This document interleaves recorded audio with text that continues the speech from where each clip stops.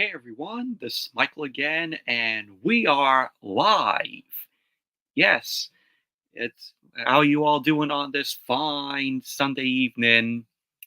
And going to be talking about the 50 most disappointing movie sequels of all time, according to Rolling Stone.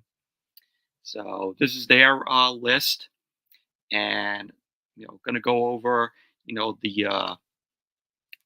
the the names or the films that are on this list. So just waiting for a guest here to be coming in, and we're gonna go through the list and break it down. Do we agree with this list? Do we disagree with this list? Uh, do we end up liking the film? Whatnot. So we're gonna be doing that. But how you all doing tonight? I'm doing very well. Hope your Sunday, is good. So, but I just worked today. You know, went pretty quick. So, but our special guest has joined here, and please welcome Raised on Popcorn with Grant. How you doing, Grant? I'm sorry you interrupted me giving this my special buttery filling. Um, like the uh, like the like the Wolverine popcorn bucket. I okay. First off, that tag is there for a reason. I know we have a topic tonight. I just before we get all started, like for all the my evangelical Christian friends who are walking out of Deadpool because of the line "I'm Marvel Jesus," have you watched the trailer or any of the TV ads, or literally any promotion that has been done for this movie, because it's in every single one of them. And like, I was looking through TikTok, I was just like, what are they talking about? These two ladies, bless their hearts, like I'm sure they're nice ladies. They're like, we walked out of Deadpool because they blasphemed Jesus, and then we're like, and this isn't the Deadpool we know and love. I'm like, really? Because it sure seems like the Deadpool I know and love. He's an That edgelord. Like, he and says that weird shit. that got a lot of laughs in my theater. When you would be like, "Oh, I'm the Marvel Jesus." I love the fact that they're pissed about the line "I'm Marvel Jesus," but seem to have no problem with the grave desecration and implied necrophilia in the opening scene, where he's like ribs Wolverine out of the ground, flirts with him, and then literally grabs pieces of his adamantium skeleton and uses them as projectiles against innocent soldiers. I guess that's just completely blown past. Like, Yeah, spoiler, spoiler spoiler, alert. spoiler alert for the first 30 seconds of the movie. It's But literally the beginning of the movie. overall, what'd you think of the movie, Grant? What'd you think of Deadpool and Wolverine as a Oh whole? my, it's my number 8 of the whole year. That's what I thought of it. I fucking loved it. Me I too. can't wait to see it again. I kind of want to see it again as well. I'm gonna see it again when my friends. I'm going with my buddies Alec and Ryan when they get a night free. We're gonna try to go see it again. I just and like when you read certain details about it, like okay, spoiler alert, I guess, although not really. There are other Deadpools in this movie. I guess you didn't watch the trailer because there's a bunch of the Deadpool core shows up. The fact that Baby Pool and Kid Pool are Ryan Reynolds' actual children. So like the little girl who makes that joke about like how and he goes, I'm sorry, I can't hear you. Like I can't hear your voice over Wolverine's dick being there or whatever. That's his daughter. That's like his 7-year-old daughter who says that line. Like, what? Hmm. And people, I just love the fact that they just decided, okay, it's an MCU Deadpool movie. That means we're gonna let Deadpool be the Deadpooliest Deadpool he's ever Deadpooled. So, like, it's just a minute. By the way, did you RDJ's Doom thoughts? I think it's awesome. I do too. I'm totally here for it. But here's the thing: I'm here for it if he's actually Victor Von Doom. The reason I say actually Victor Von Doom is because some have argued there is a chance he could be Tony Stark from another dimension, because they had that run of the comics where Tony Stark, a variant of Tony Stark was Doctor Doom. I kind of hope it's not that. I kind of hope it's just like a Mahershala Ali situation where he played Cottonmouth on Luke Cage and then he's still going to play Blade. So, like, it's... By the way, that was the best joke in the entire movie. There's only one Blade. Yeah, of course. But he breaks the fourth wall. He's just like, should you tell him or should I? It's shocking. I've never seen any of the Blade films. Also, if I had the balls to risk getting kicked off of Discord, my new Discord handle would be Thundercunt from Down Under Cunt. But unfortunately, I don't think that Discord will allow me to call myself that. Yeah. And I just costed Michael monetization. My apologies. I'm not even monetized. Oh, and also either issue we're past the 15-second mark. The algorithm's not watching anymore. Brian Bradshaw here says one of my most disappointing movies is The Dark Knight Rises. Well, no. I liked it though. Problems. I don't think it's a bad movie. No, I like Dark Knight Rises. I think that the problem is that it following up two great movies, particularly one in particular, which was The Dark Knight, which is one of the best movies in any genre, period. I think that's a hard act to follow, and they did an admirable job. I just thought there were things that didn't work. Like, I kind of can't watch that anymore. You know the Nostalgia Critic, right? I literally can't watch The Dark Knight Rises anymore without thinking of when he had that show that lasted for like 5 minutes called Demo Reel, and it was when Malcolm was first on the channel, and he's like, I'm not doing the supervillain shuffle. And they're like doing like Fresh Prince of Bel-Air, but it's about all their things. So like the Joker's singing about how he got these scars, but it's like, now this is a story all about how I got these scars, right? I got these scars. Yeah, it's like, okay, that's funny. I don't really watch too much of Nostalgia Critics videos. I mean, I've seen a few of them and they're really funny, but I just haven't seen a whole lot of them. His older stuff is better than his recent stuff, but his recent stuff has its moments. I'm actually, and maybe it's also because I would consider this guy somewhat of somewhat of a friend, more of an acquaintance, but somewhat of a friend. I love the Cinema Snob. He's my favorite of like the Channel Awesome people. Like I've always been a big fan of his, and he's such a cool guy. Like I've met him on several occasions at several cons. He's a really cool dude. That's Brad Jones. Yeah. I never watched any of his videos. You should watch. I would say a good introduction for him is, well, first off, the midnight screenings of the religious movies, where it's him and his friends bitching about God's Not Dead for an hour in his car. Where he did a review of a movie called Old Fashioned, and he was just telling his friend about this movie. It was a Christian, like an insane Christian love story, and he's just like, why would they make a Christian movie that's supposed to be sexless, that's named after a euphemism for a hand job? And he goes, and an alcoholic beverage. I really do like his thumbnails. He does pretty awesome thumbnails. Yeah, he does. I think he has an artist do it for him.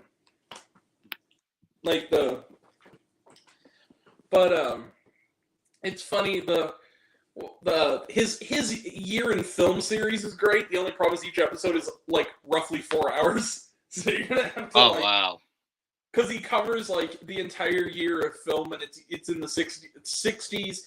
He kind of goes back and forth between 80 years in the 1980s and years in the 1960s, and he reviews all the movies that came out that year based on their trailers. So he'll watch the trailer, and he'll go like, I have no idea what this is about, but you know that it's going to have a book on screen. If it's based on a book, the book is going to appear on screen to let us know it's based on a book.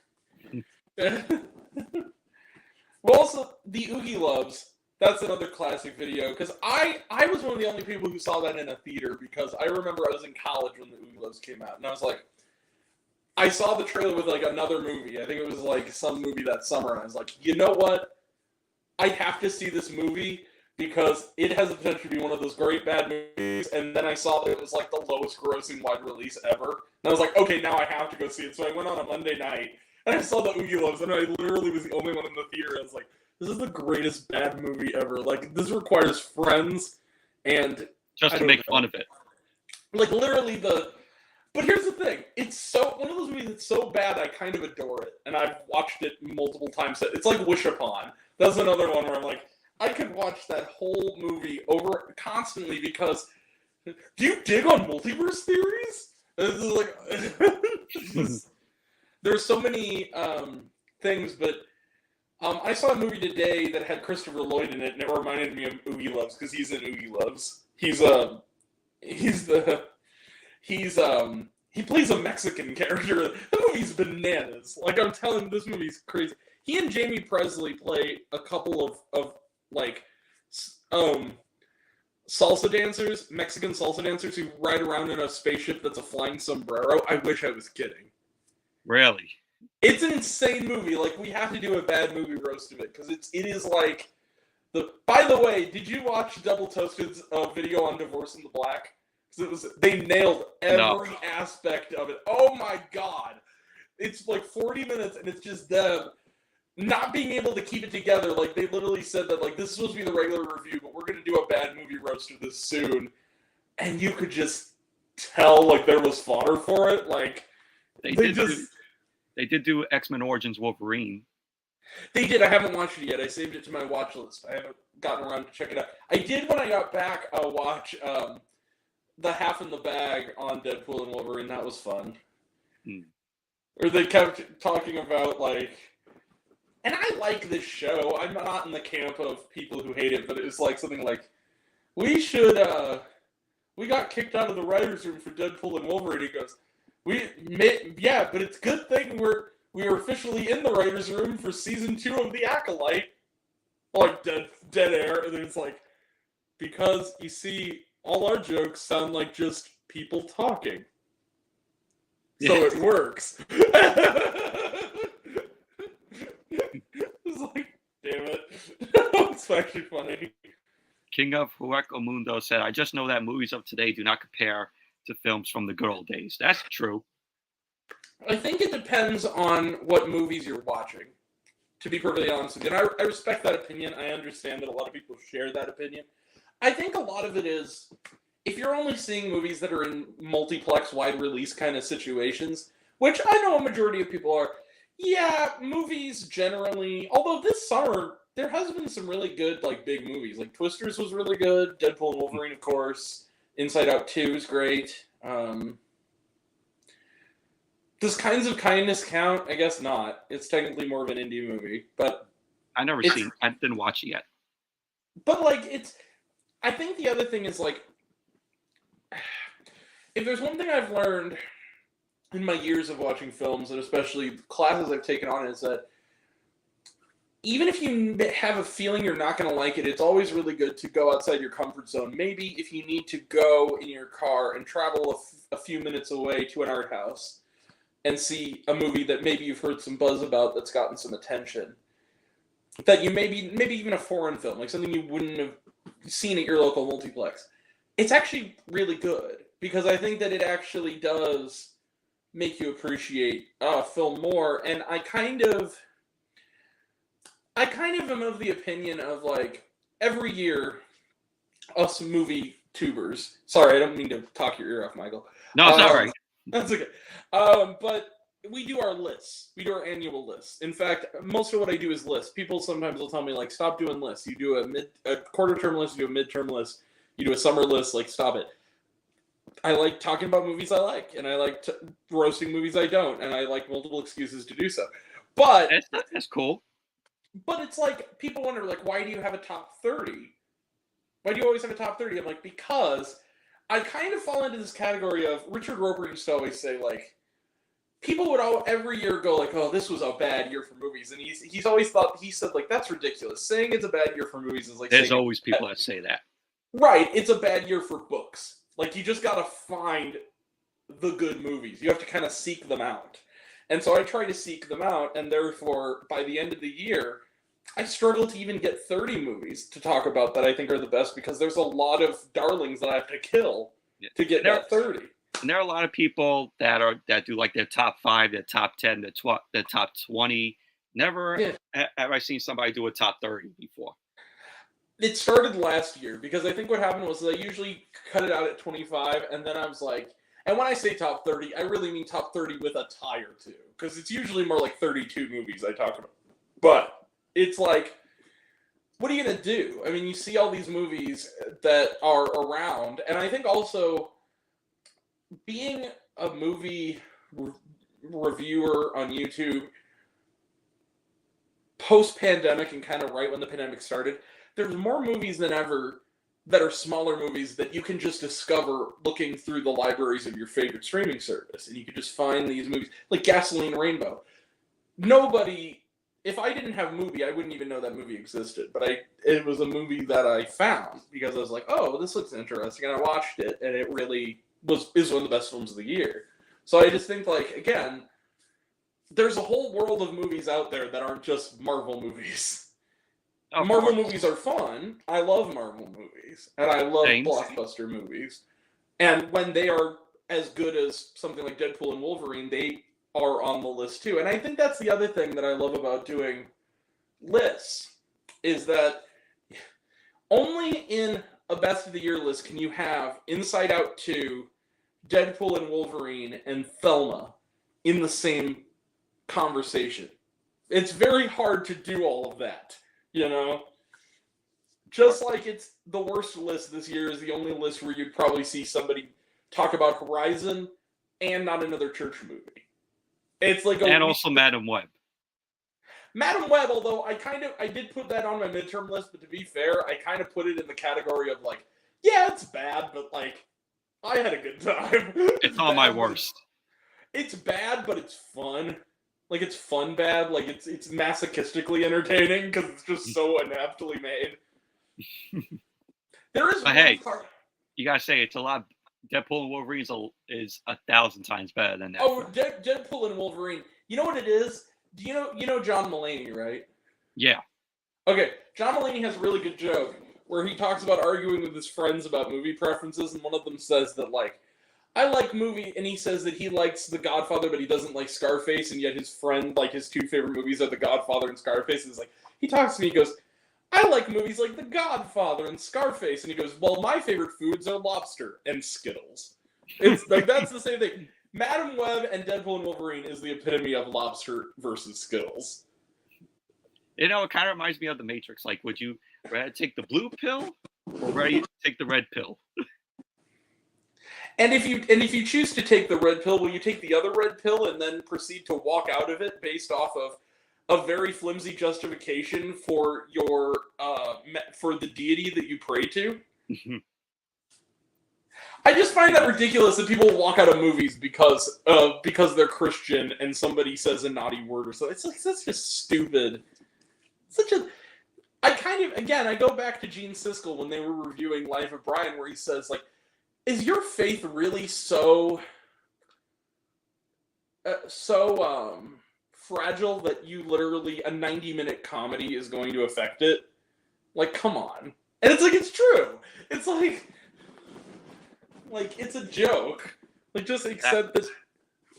And here, I'm no shade against Christians. I know I'm not a Christian myself, but I know plenty of really wonderful Christian people who also love Deadpool and Wolverine. So it's not like this is like a select few people who are really hardcore, like, movies.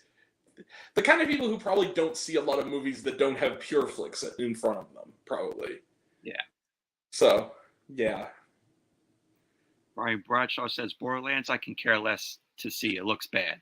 I think it looks fun. I mean, I never played the video games. I do think it's going to bomb at the box office. It's absolutely going to bomb. That's for sure. But I don't know. I played the games a little bit here and there, not because I'm not a humongous gamer, but I have played that on occasion. And this just looks like a Guardians of the Galaxy clone, but it doesn't look like a bad Guardians of the Galaxy clone. Like it looks like it'll be fun. My biggest thing is that okay, you get Eli Roth there, and whether or not it's fully his movie or not, because I know that Tim Miller did a lot of reshoots on it, and a lot of the movie is the reshoots now. So it's Eli Roth is credited mainly due to DAG like rules, but or DGA whatever the Directors Guild. Yeah, but here's the thing: it's an Eli Roth movie, and it's based on a video game that is known for its wanton violence, mayhem, and bloodshed. It's PG-13. That's my biggest thing. It's like why it should have been rated R. Absolutely, it should have been rated R. You get Eli Roth to make a movie out of that game, it should absolutely be rated R. There's no excuse for it not to be rated R. Not to say that Eli Roth can't do movies that are not can't do movies that are of a lower rating. I liked House with a Clock in the Walls. I did too. I thought that was kind of I think it's very underrated. I do too. But I think that like that movie was very clearly a kid's film that just happened to be made by Eli Roth. Whereas the source material here is very much Eli Roth's wheelhouse, and yet somehow it's for the whole family. And I just kind of like, I don't know how I feel about that. Well, House with the Clock in its Walls, it was a very different film for Eli Roth because he's mainly known to doing like horror films, right? Yeah, and you know what I respect about that movie though is that his DNA is still very much there. In its weirder moments, it is an Eli Roth movie. Like it does have his stamp on it. I kind of feel the same way about like one movie that I was just thinking about the other night because it came up in this conversation I had about movies that were big box office bombs, but that I think have merit. And I mentioned The Green Hornet because I actually really like that movie. I saw that in the theater when it came out. I really like that film as well. I saw it in 3D. I mean, I think our theater was only showing it in 3D. I think I was kind of, but like, that's the thing is that people kind of, at the time, it was a combination of two things. One, it was a box office bomb, therefore they reviewed it negatively. Two, it was, this is a big blockbuster made by an art house filmmaker. It was made by Michel Gondry, who of course did Eternal Sunshine of the Spotless Mind, Be Kind, Rewind. So, but here's the thing. If you watch The Green Hornet, yes, on the surface, it doesn't look like much of a Michel Gondry movie, but if you really watch certain elements of it, particularly like the flashback sequences and stuff, it is very much Michel Gondry. It is his stamp is on that movie. It's subtle. It's not goes to weird indie places like Eternal Sunshine did. It's not quite out there as that. But I really liked The Green Hornet. I thought that was a fun time. I thought it was funny. It was, and it was a lot of fun, and it had a sense of its own absurdity. It was smart. It was self-aware. You know what else I like? And yes, I know about the original series, though. The original Green Hornet series. Yeah, I've seen the TV show, and I like the TV show, mainly for Bruce Lee. I think Bruce Lee is fantastic in that. I also, speaking of, we can't see it, but The Lone Ranger. I like that movie, too. I never seen The Lone Ranger. It's not as bad as people say, especially the climax of that movie. But I'm also a pretty big Gore Verbinski fan. I really respect that guy. I like Gore Verbinski. I like Mouse Hunt. I will die on. I love Mouse Hunt. That movie is a classic. Dude, the Mouse Hunt. Like, say what you will about it. I saw that movie probably when I was too young to see it. My mom took me to see that in the theater when I was like 4. Oh, lucky you. I thought it was hysterical at the time. I watched it again a couple of years back. It was having to be on, like, I think it was on HBO or something. I watched it. Dude, not only does that movie still hold up, it is still fucking hilarious. Like, that opening scene. It is. The opening scene with the dad at the funeral and the pallbearers with the manhole cover. Black, gray, black. Fine, it's black. Yeah. But when he's like, they like flies out, the old man is like just like in the air doing flips and just bam into the. It's hilarious, like right off the bat. That movie I watched so many times on VHS when I was a kid. I watched that film over and over and over again. Great movie. Great movie. And do you know that that the guy who played the father played Uncle Lewis in Christmas Vacation? No kidding. Really? That was him. That's awesome. Speaking of, I was at Cracker Barrel the other night, and I was getting some dinner, and I went through their store, And for some reason, they had all the holiday stuff up, even though it's July. Why do they have Christmas stuff? I mean, they had Thanksgiving and Halloween stuff too, but it's too early. But they had a cup that was like a replica of the Wally World Moose cup that Oh, nice. he like does I, the eggnog with in Mhm. Christmas. Yeah. Oh, Speaking of that, yes. I have it. Oh, rad! That's Mhm. awesome. Yeah. I love Christmas Vacation. But I want it. But I they gave it to me for free because I went to a Christmas Vacation screen at my local Alamo last year for Christmas, Oh, and I was the only one in the theater. It was basically a movie party, and I was the only one in the theater because there was a big fridge. There was a big freeze happening that hmm, winter, and I was the only one in the theater. So they gave it to me for free. that's awesome. Mhm. I my Um, next Draft King of House movie. Oh King yeah. King of Hugo Mondo said, "What did you get at Cracker Barrel?" Oh, actually, you know what? I did get something. Usually, I don't get anything that like I keep. Like usually, I'll get like weird candy or something. I don't know, something I can sneak into the movies. But I did actually this time. Whoa! Excuse me. Can't get up yet. Yeah. He said, "I missed the theater's movie projection. Just made the movie more enjoyable hearing people's reactions." Yeah, we miss you know project movie projectors. I yeah hold on, let me try to whoop, OnlyFans. Oh, sorry, my feet are asleep. I'm trying to gain It's all right. traction. I know I look like I probably had a stroke or something there. No, you're all right. So, Hold on. my dog, um, whom you can also follow on Instagram. Her name is Jojo the Duchess at Jojo the Duchess. That is my dog. Nice. So if you get a weird following request from somebody, that is me as my dog. Um, Hmm. she's a Great Dane puppy, and so I'm a classic cartoon fan. My dog's a Great Dane puppy, and I love having something to drink out of. Scooby Doo. Oh, nice. So I got that at Cracker Barrel. It cost me $8 freaking, but I got it because they upcharged to shit that place. Wow. It's good that their chicken is so good and their freaking breakfast. Yeah.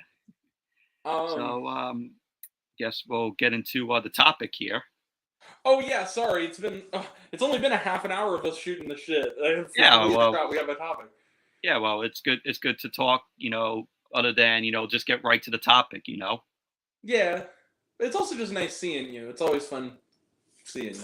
Of course. Yeah. So we got Rolling Stone here. This is the 50 most disappointing movie sequels of all time, according to Rolling Stone. Mhm. Uh, says sequels are almost as old as Hollywood itself.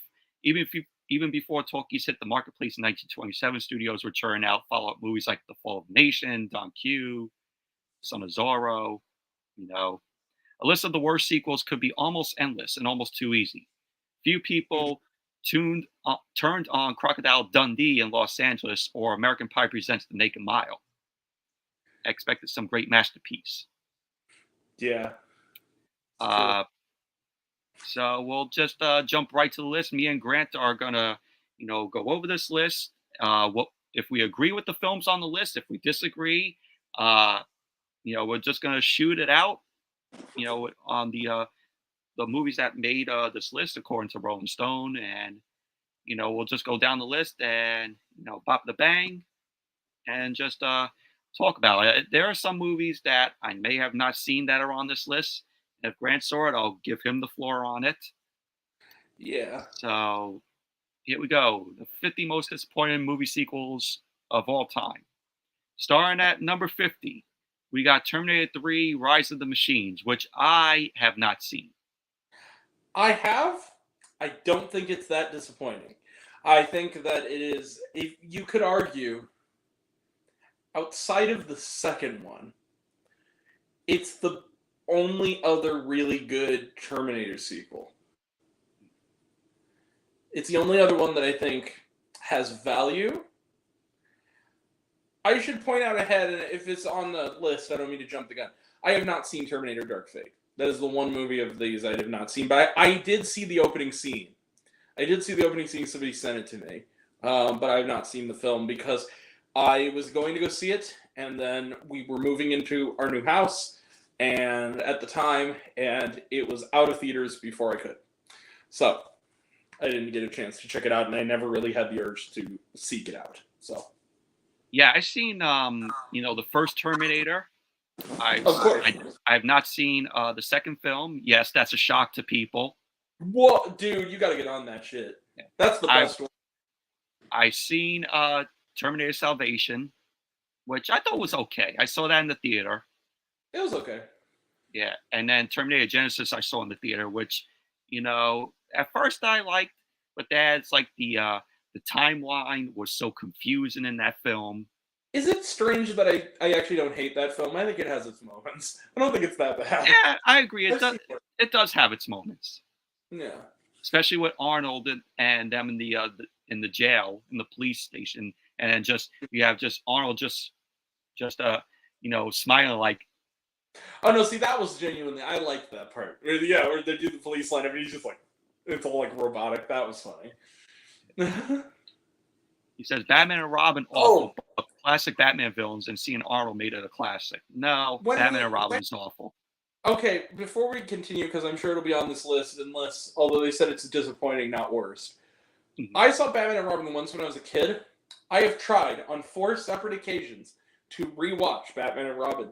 I get to the exact same spot all 4 times. The ending of the big opening fight scene with Mr. Freeze, and I'm just like, nah, life's too short, fuck this. And I just have not finished it any other time. I've seen it in its entirety once, and then I've tried on 4 separate occasions, because I've had friends of mine say that, like, it's gotten this sort of, I'll give you the floor. Okay. It got this sort of ironic, like some people genuinely, including Vera Drew, which all due respect to Vera Drew, you made a wonderful film, The People's Joker, but they were like, I don't think it's that bad. I think it gets a lot of unnecessary flack. And I tried watching it on 4 separate occasions, and I am sorry, the ice puns were just too much for me. I just couldn't finish it the other 4 times. I got to that exact point, I'm like, you know what? I'm already exhausted. I'm already done. I will say this. Batman and Robin sucks, but there is one good line, and I stand by this. There is one good line, and it's one of the first ones, and it's the when they're going to the Batmobile, and it's the I should get a car. Chicks dig the car, and then he's like, "This is why Superman works alone," and it's all because of George Clooney's delivery. Like that is the one decent line. And I'm like, okay, it's funny, and then it's all downhill from here. Oh yeah, you can't forget Batman sliding down, I think, the dinosaur. Thinking like he's Fred Flintstone. What killed the dinosaurs? The Ice Age. The Ice Age. Talk about your cold shoulder. And then what happened to the snowman? Maybe he melted. Shut up! and then you got Arnold watching Year Without Santa Claus. That cartoon. I love Arnold. That is the biggest waste of Arnold Schwarzenegger since like Expendables 1. What's up, Gavin? It's just so. It's like he's there to say. What's up, Matthew Johnson? What's up? Terminator 2 is the best in the franchise, he says. Oh, easily. Dude, seriously, you gotta watch Terminator 2, man. Yeah. But yeah, it's just too much. It's like again, I quote Gene Siskel, or I quote Roger Ebert, because he always has a perfect quote for this. He goes, "It's like watching a pinball machine with all 12 balls going at once." It's exactly. It's a headache of a movie. Look, it's too visually like overdone. You know what I mean? It's too colorful. It's too colorful, and when you hear the justification from the fans, like, it's like the 66 Batman. It's like, yeah, but the 66 Batman, first I'd rather watch that. I would too, and at first it had Adam West. It was intended to be a comedy. That's all right, Noah. What was it? The comment? He was watching House of Dragon, House of the Dragon. Okay. I I is the season of that still going? Honestly, I didn't even know that was season 2 was still on. I thought it was over, but can I be real with you? I'm not gonna watch House of the Dragon until it's over. I'm gonna binge it because I did that with Game of Thrones, and the ending made me so mad that even though I've heard House of the Dragon is good, and I'm sure it is, I'm just not in any rush to go back into that franchise again for a little while because the ending burned me so bad of Game of Thrones. Um, but uh, but yeah, it's really overdone, and like Batman 66. First off, like that. First off, how dare you besmirch Batman 66? That is a masterpiece. But especially some days you just can't get rid of a bomb. I mean, come on. I'd rather watch the TV series and the movie, the 66 series and the 66 movie over Batman Yeah. and Robin. Because Adam West and Burt Ward were awesome. Like, rest in peace to both of them. But like, they were awesome. Burt Ward's still alive. Is Burt Ward actually? Is he still alive? I had no idea. Okay, well then, rest in peace to Adam West. Good on you, Burt Ward. Happy you're still here, man. I had no idea Burt Ward was still alive. Oh, well, I'll be damned. He is. All right. 79 years old. Damn. Way to go, So Burt. at number 49, Staying Alive, the sequel to Saturday Night Fever, which Saturday Night Fever is a classic. I watch it all the time. Trivia, the beginning of the film where he's walking down the street with the paint can, that was filmed in my old neighborhood where I used to live. Oh, that's awesome. That's the part where they use Staying Alive, right? That's like in the opening scene, right? Yes. They filmed that right in my old neighborhood. That's really cool. And the pizza store that he got the pizza, that was still there, but it closed, I think, like a year or 2 years ago. Oh, another fun fact for all my 2000s kids out there, 90s kids. The lady who she was like the cashier, she had like a small role in that movie. She was the mom on Even Stevens. I'm not kidding. She was John Travolta's dance partner. Oh, that's right. Yeah, that's right. Until he dumped her for Carolyn Gorney's character of Stephanie. Oh, that's right. So have you seen Staying Alive, Michael? No, I haven't seen it, but I heard it's pretty awful. It's directed by Sylvester Stallone. I was just gonna call it. It's Rocky. It's Rocky 7 Electric Boogaloo.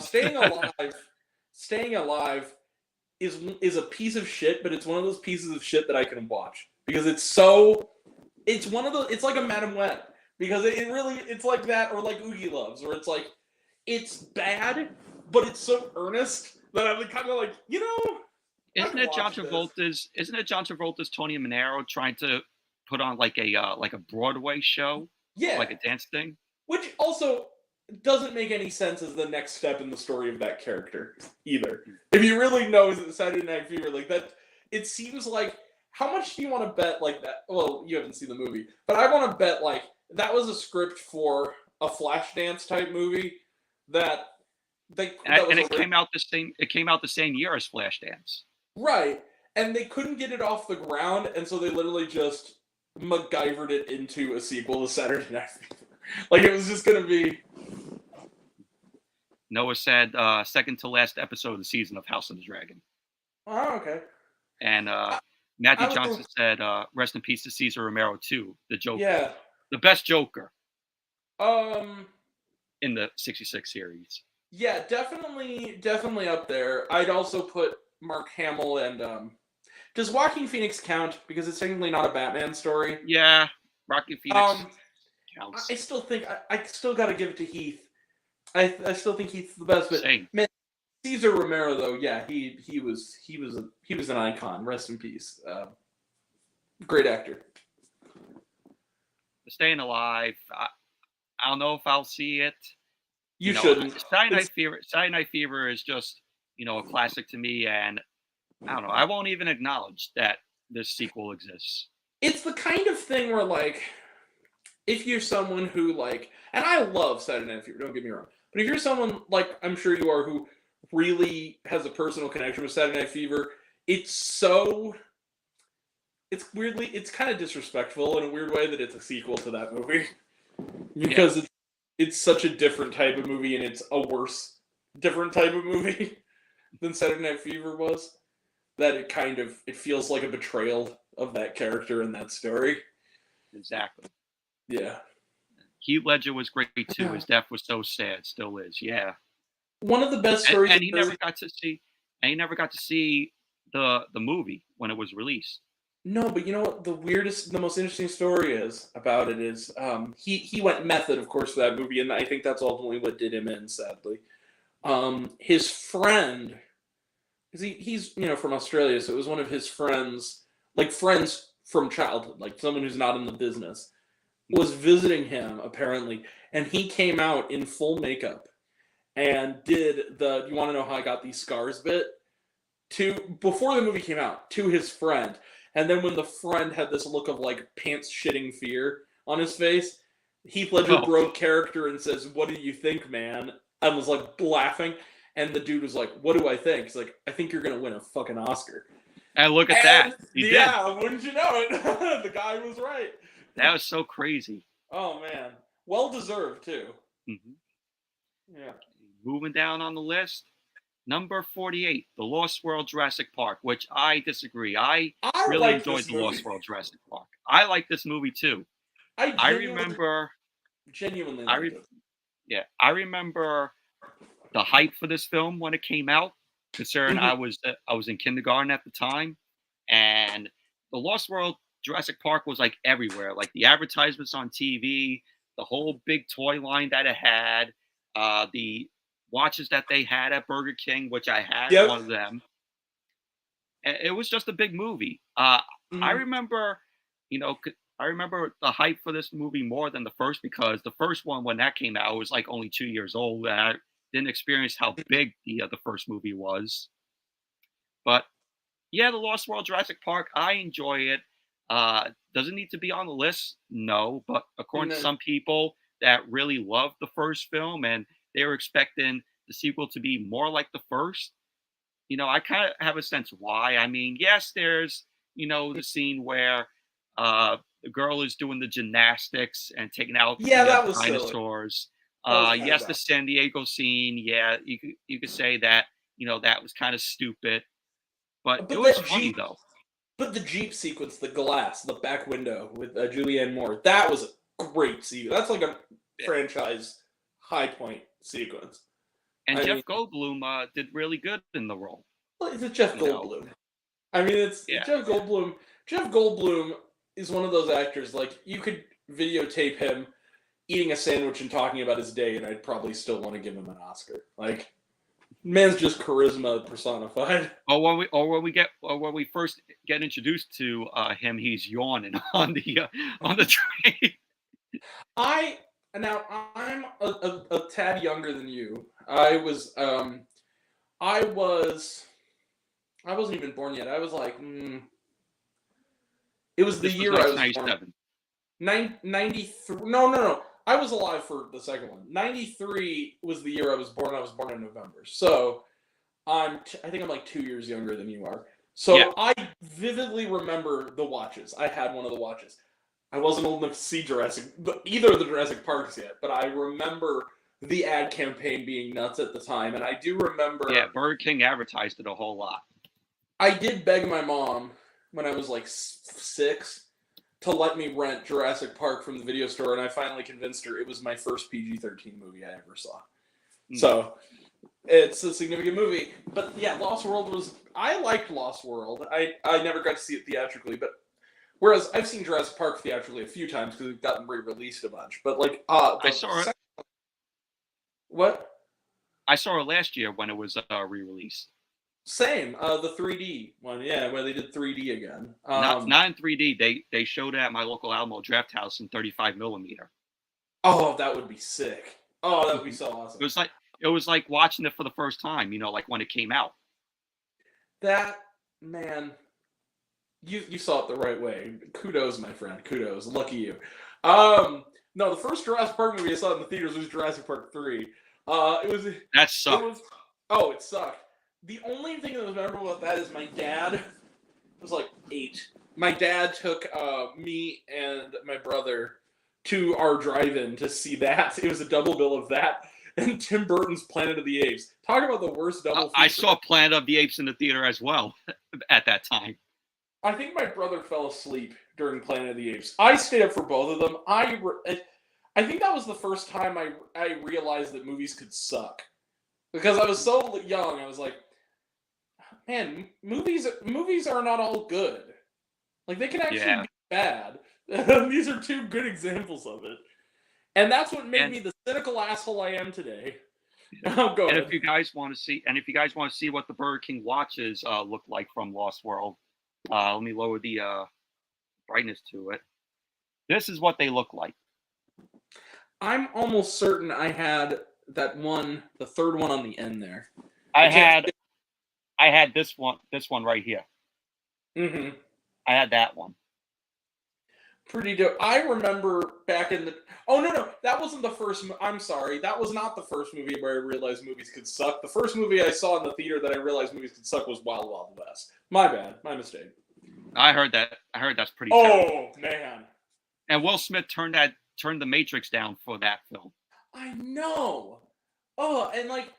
Will Smith is usually a trump card. I don't know what he was thinking with that movie. I mean, he was the best thing in it. But like, the guy who directed it was the guy who directed Men in Black. I know it should have worked because again, I liked his Men in Black. Even the second one, like I liked Men in Black 2 more than some. And I saw that in the theater when I was a kid. Maybe that had some nostalgia value. But like I just I remember that. I remember the movie that I wanted to see so bad as a kid. But it was PG-13. If it was PG, my mom totally would have let me, but I was like 4, so I probably couldn't go see it. I wanted to see Small Soldiers so fucking bad. And then eventually, it came out on VHS, and she let me rent it. So we watched, and it's still one of my fave childhood movies. Yeah, I have it on VHS as well. Good movie. Small Soldiers, and then, no, what happened is that Wild Wild West... That was 99, right? Because I think that was 99, yeah. Yeah, because I remember Warner Brothers put that was the first time, because again, it made me the cynical asshole I am today. Because Wild Wild West was a Warner Brothers film, I remember this, and they gave so much of the marketing to that film, and then later that summer, my mom took me to see The Iron Giant, and we were like the only ones in the theater, and that movie notoriously bombed. And it was so much better. Like Iron Giant is like one of my all-time favorite movies. And years later, it became a cult classic, and now everybody says that it's a classic now. It basically launched Brad Bird from being like the third build writer on The Simpsons to being like one of the best filmmakers around, especially in animation. Like, you know, like The Incredibles classic, Ratatouille classic. None of that would have happened without that movie. Right, and it's a great movie. It's still to this day one of my favorite. I watched it recently. Still holds up. Great movie. Yeah, I haven't watched it in a very long time, but I remember seeing clips of it. I did not watch the whole movie in full, but I remember seeing clips of it. I think I caught it like in the middle of the movie or towards the end, and I'm like, wow, this looks like a really good movie. You know what? I think this was also Warner Brothers. You know, another movie that summer that also bombed that I saw with my dad. That also shouldn't have bombed was Galaxy Quest, because we saw that in the theaters. I love Galaxy Quest. And also you watch it now and you're like, this was clearly shot as an R and they edited around it. I saw that in the theater. I saw it in my local Alamo Draft House as well. They had a screening of that in the theater. I almost saw it again theatrically while I was in Utah, because there was like a small theater in Utah and they were doing like older movies. They were actually showing Napoleon Dynamite, speaking of childhood favorites. That's 20 years this year. I know, man. Oh, I feel so old.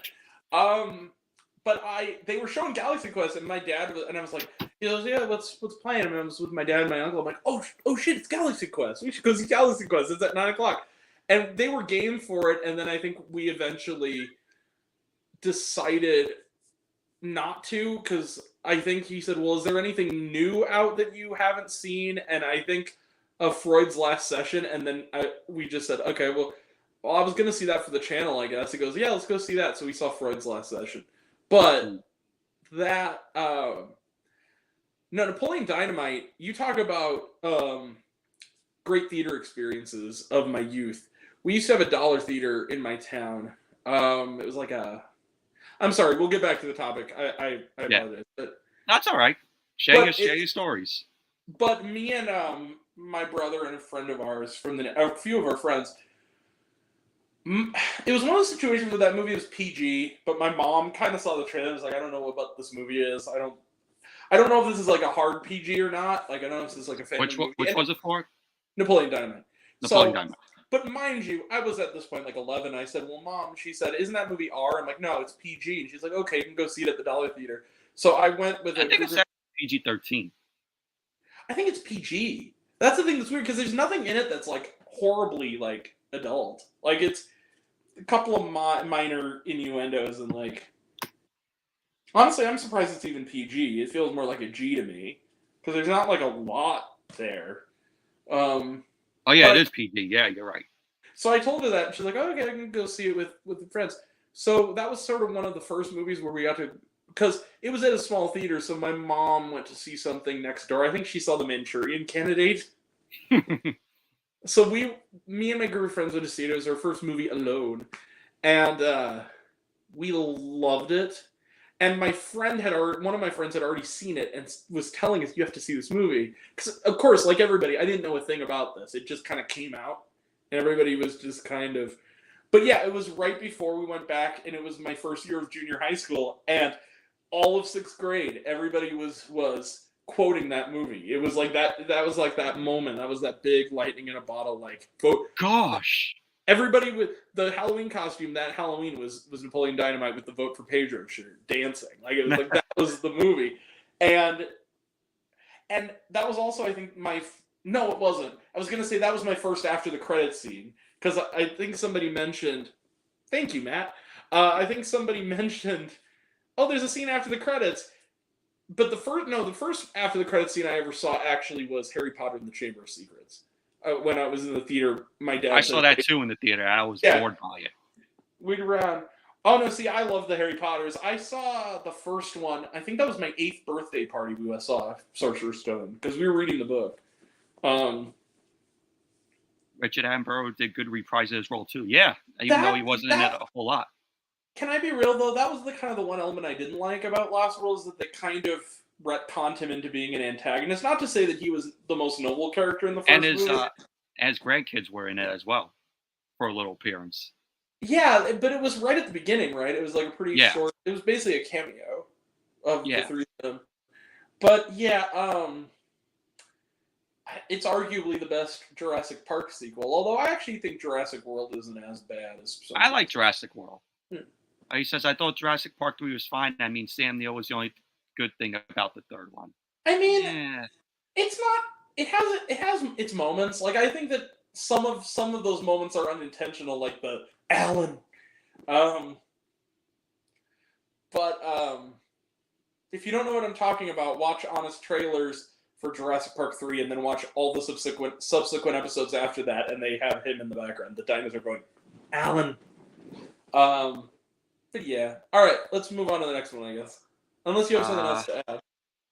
Maybe see if there's any that was I thought somebody wrote another comment though, but moving on. We have at number 47, Bad Santa 2, which I never seen the first one. Double sacrilege, Jacuz. I like Bad Santa 2.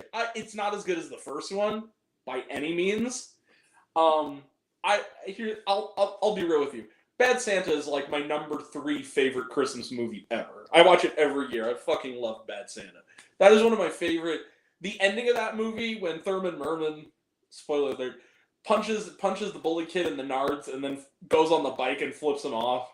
It's like the most cathartic thing for every chubby child like myself back in those days. Love Bad Santa. Movie's fucking great. Bad Santa 2 is very much Bad Santa again. But it's not bad. It has its moments. A lot of it kind of uses the actors from the first one as sort of a crutch. Like, it's really what makes it kind of work is Billy Bob Thornton, Tony Cox, and Thurman Merman. Like it's those three characters, and then Kathy Bates is a fun addition as like Bad Santa's mom. But overall, it's less than the first one, but it's not bad. I think it's actually all right. All right. Number 46, Teen Wolf 2, which I've never I have seen. not seen, and I heard it sucks. I I love have the not. original Teen Wolf.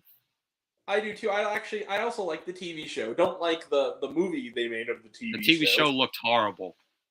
TV show wasn't bad. The movie Teen Wolf, the movie from a few years ago, that sucked. The one that was based directly on the TV show, not like a remake of the movie Teen Wolf.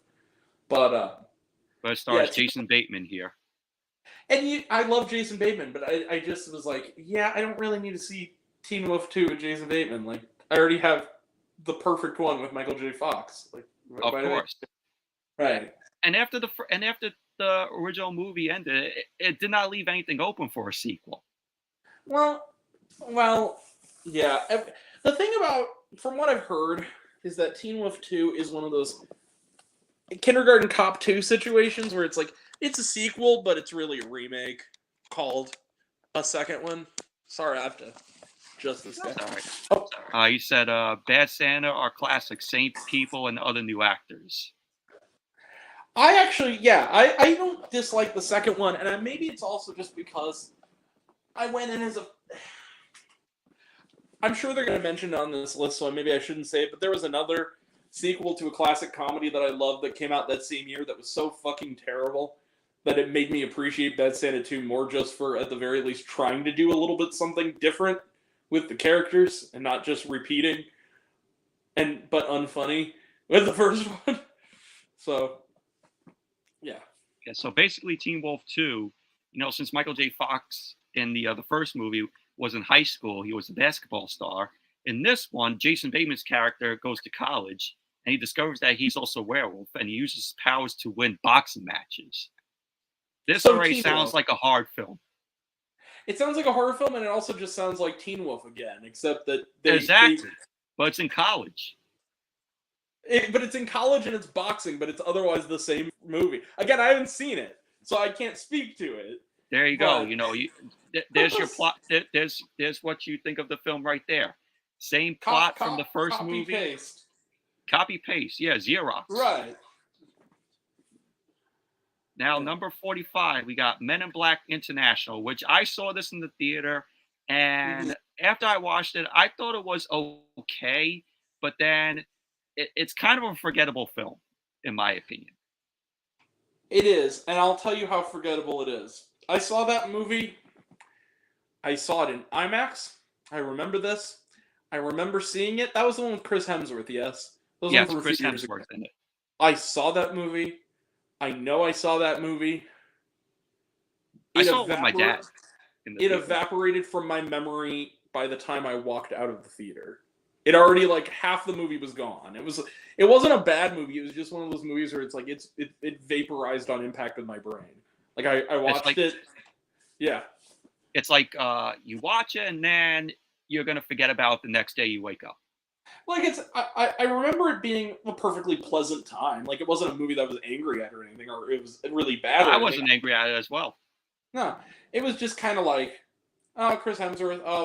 I think the only thing I took away was, man, Tessa Thompson and Chris Hemsworth are usually really funny together. Why is this not funnier? Because they're so good together in Ragnarok. Why is this not funnier? Oh, of course. You're right. Like I just kind of feel like I didn't like I thought it was okay, but you cannot replace Tommy Lee Jones and Will Smith. You just or can't. At the very least, if you're gonna do it, the only way I think you could reboot Men in Black, but I think the way you do it is you actually make it based on the comic books and make it a horror movie, like an actual like where there's very little humor and it's more like a couple of badass dudes in black suits. More like a serious film. Right, because if you read the original Marvel comics, it's technically a Marvel comic.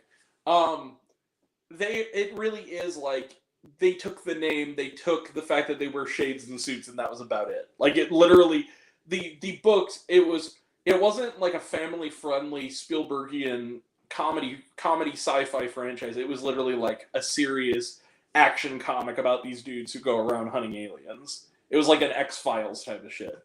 And if they did that, that could be cool. You said MIB movies went overboard on too many silly CGI graphics. That's fair, but I actually really. have a soft spot for number 3. I actually think number 3 is all right. My buddy Swerve is in the chat. What's up, Swerve? What up? Mohammed Belstein said, "Happy Sunday on a Sunday night. Hope you all are doing well," and same with everyone here in the live chat. Thank you, Mohammed. Thank you. Appreciate it, Mohammed. Happy Sunday to you too, my friend. All right. Have we covered the waterfront on Men in Black? We already forgot all of it. That's basically what her thoughts are on it. We don't have much to say. All right, so I'll just say this: the first one, classic. Oh yeah, it's a childhood favorite of mine. I watch that all the time. I could watch it tonight if somebody asked me. Yeah. Yeah. I like Vincent D'Onofrio as Edgar the Bug. Mm-hmm. Oh yeah. Funny story. There's a interview with Vincent D'Onofrio here on YouTube of him talking about the film and how he got cast and how he made his character move like he did in the film. Mm-hmm. So I thought that was a pretty nice interview that he did. He said he got these metal walk things. Okay. And he bought them from a store in New York, and he used that. He tested it to use it for his character in the film. It's interesting. Men in Black, great movie. Men in Black 2 again. Men in Black 2. I have a soft Men in spot Black for 2 sucks. Okay. I haven't watched it in a while. It may actually very well suck. I have childhood touch. I do remember finding the villain in that kind of hot. Johnny Knoxville, he's one of the villains in the film. He disappears in the middle of the movie. You're like, where did he go? I do remember vividly that wasn't that movie only 80 minutes long? Wasn't it chopped down to shit? I do kind of remember that. It was chopped down. Movie together. Men in Black 3, very good. I really enjoy Men in Black. Men in Black 3's plot. Men in Black 3's plot should have been the original plot to Men in Black 2. I actually agree with you on that. I actually really liked Michael Stuhlbarg in that movie as the dude who can see all the different universes. I thought he was a nice addition. And Josh Brolin, he nailed that impression of Tommy Lee Jones great. Honestly, I remember at the time saying I think I saw it with a buddy of mine. It was that was my last year of high school actually when we saw that, and I remember we walked out we saw it in IMAX 3D, and I remember we left, and I told him no joke, give Josh Brolin a Best Supporting Actor nomination. He's fucking great in this. He does a good job. Honestly, he's really good. Matthew Johnson said right here, when we get to number 6 on the list, is the worst movie I've seen. On this list? So, yeah. When we get down to that, we'll see the film that he's talking about. I will prepare myself. Yeah. Ooh. I did another thing I liked about Men in Black International was Camille Najami. Was he one of the aliens? Because I do vaguely remember. Yes. Okay, yeah, he was great. Yes, he was. Well, I also really like Kumail Nanjiani. Yeah. Migration notwithstanding, I hated that movie, but I otherwise love Kumail. I love The Big Sick, one of my favorite romantic comedies ever. Number 44, Airplane 2, the sequel, which surprisingly enough, this is going to be a shock to all of you. I've never seen the original Airplane film. Michael! No, Michael, no, bad boy. I'm going to take you over my knee. No, here's the thing. Fuck this list for putting Airplane 2 on there. Airplane 2 is awesome. No. This is the strongest disagreement I've had so far with this list. I actually love Airplane 2. It's not as good as Airplane 1, but there are some moments in that movie that are some of the funny, especially everything William Shatner said in that fucking movie is amazing. We need to stop this. That's exactly what they'd expect us to do. I'm sorry. I love Airplane 2. But dude, you need to watch Airplane 1. Damn. All the movie's fucking hilarious. Now in the second one here, it says Leslie Nielsen wasn't in this one, but of course he wasn't in the first movie. He wasn't. And that was maybe the one thing I could kind of understand being a knock against it. But even so, I think he was making Naked Gun around the same time, and Yeah, we got it says right here, Leslie Nielsen eventually morphed into the Naked Gun movie franchise. I think he was working on Police Squad, Mhm. which was a TV So, show that spun off into the movies. oh yeah. But Airplane 2,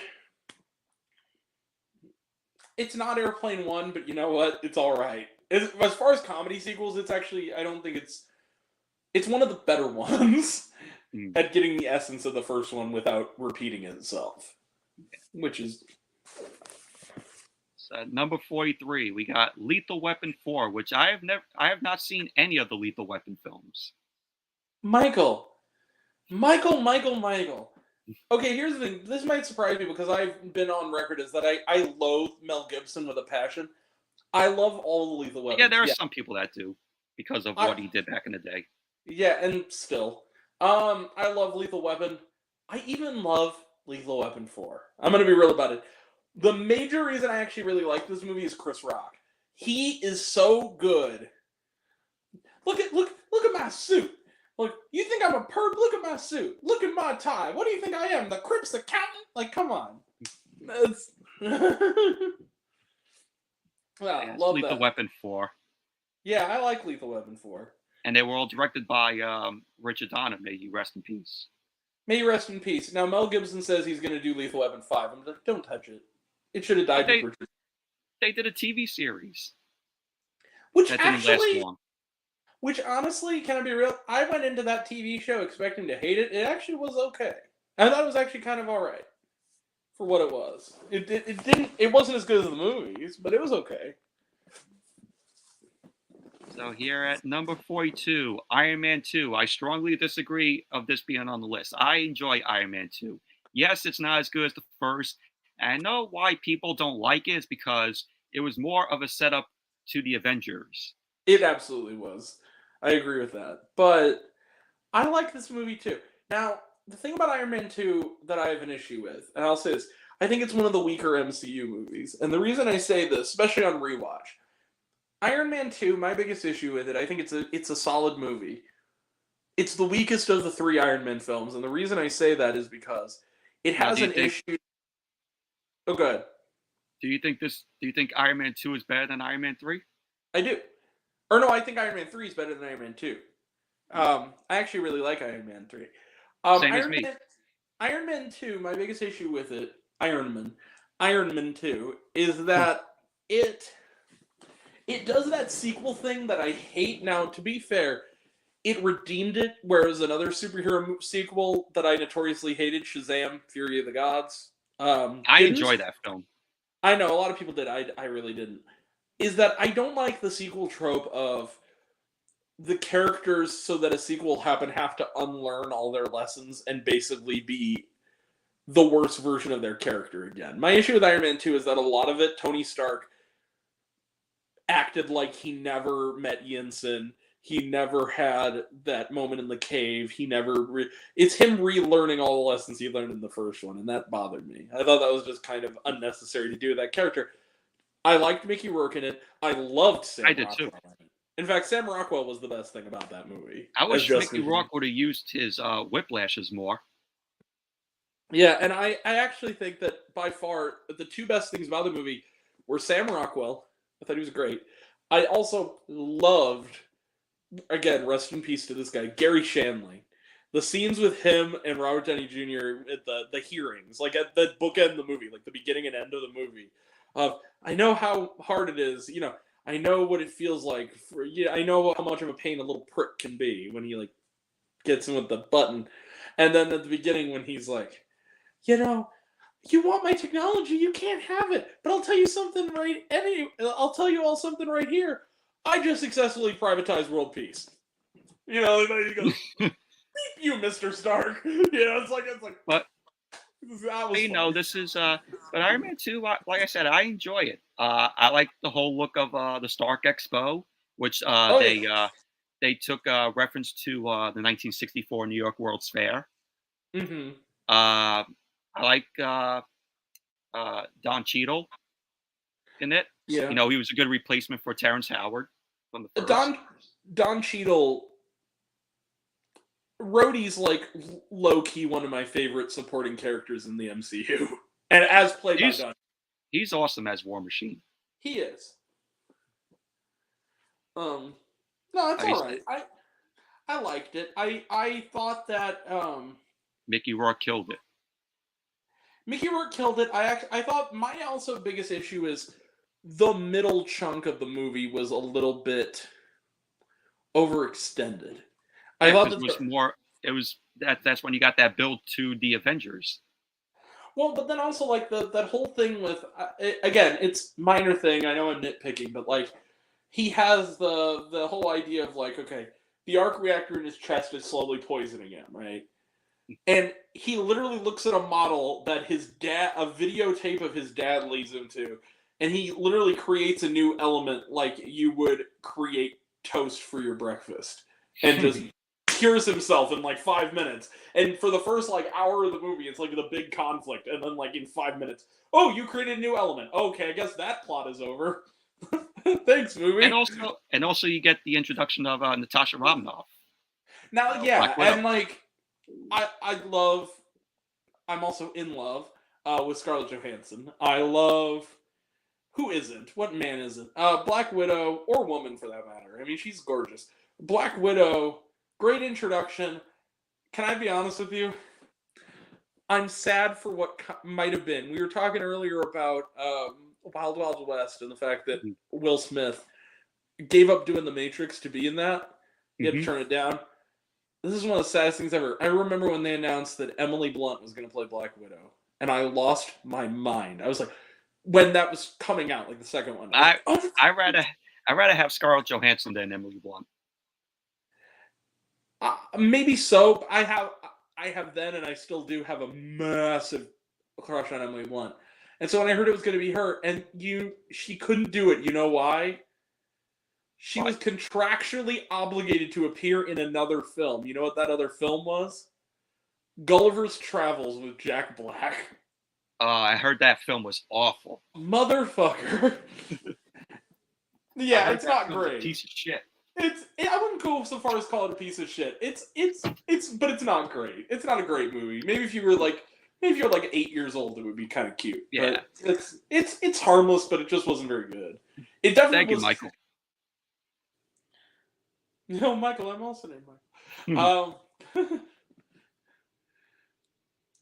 Yeah. But yeah, Gulliver's Travels. It looked embarrassing from the poster.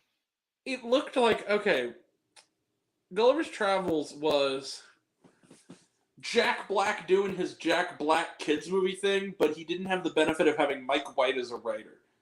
So it didn't work. Like it was trying to be like Nacho Libre in School of Rock, but it was missing that special sauce that made those movies awesome. And it just didn't have that. Speaking of childhood favorites right there, Nacho Libre and School of Rock. Great movies. It says right here, everything fun and terrific about Iron Man a mere 2 years ago in the first movie has vanished with its sequel, wrote the Hollywood Reporter's Kirk Honeycutt. He said, in its place, Iron Man 2 has substituted noise, confusion, multiple villains, irrelevant stunts, and misguided storylines. A film series that started out with critical and commercial success will have to settle for only the latter with this sequel. I can't say I entirely disagree. I wouldn't go as far as that gentleman did, or person did, but it's all right. Like, I liked Iron Man 2. If I'm gonna rewatch the MCU, I'm gonna include it.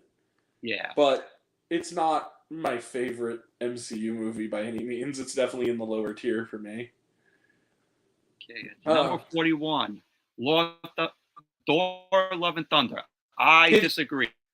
I enjoy Thor: Love and Thunder. Is it better than Ragnarok? No, but no, I enjoy it. Can I be real with you? I love this movie. Okay. Now, it's not as good as Thor: Ragnarok. Absolutely, that is still the best one. But honestly, you could say it's better than Thor: The Dark World. Why? Yeah, it's a little better. I actually don't hate Thor: The Dark World as much as some people do, but it has its moments too.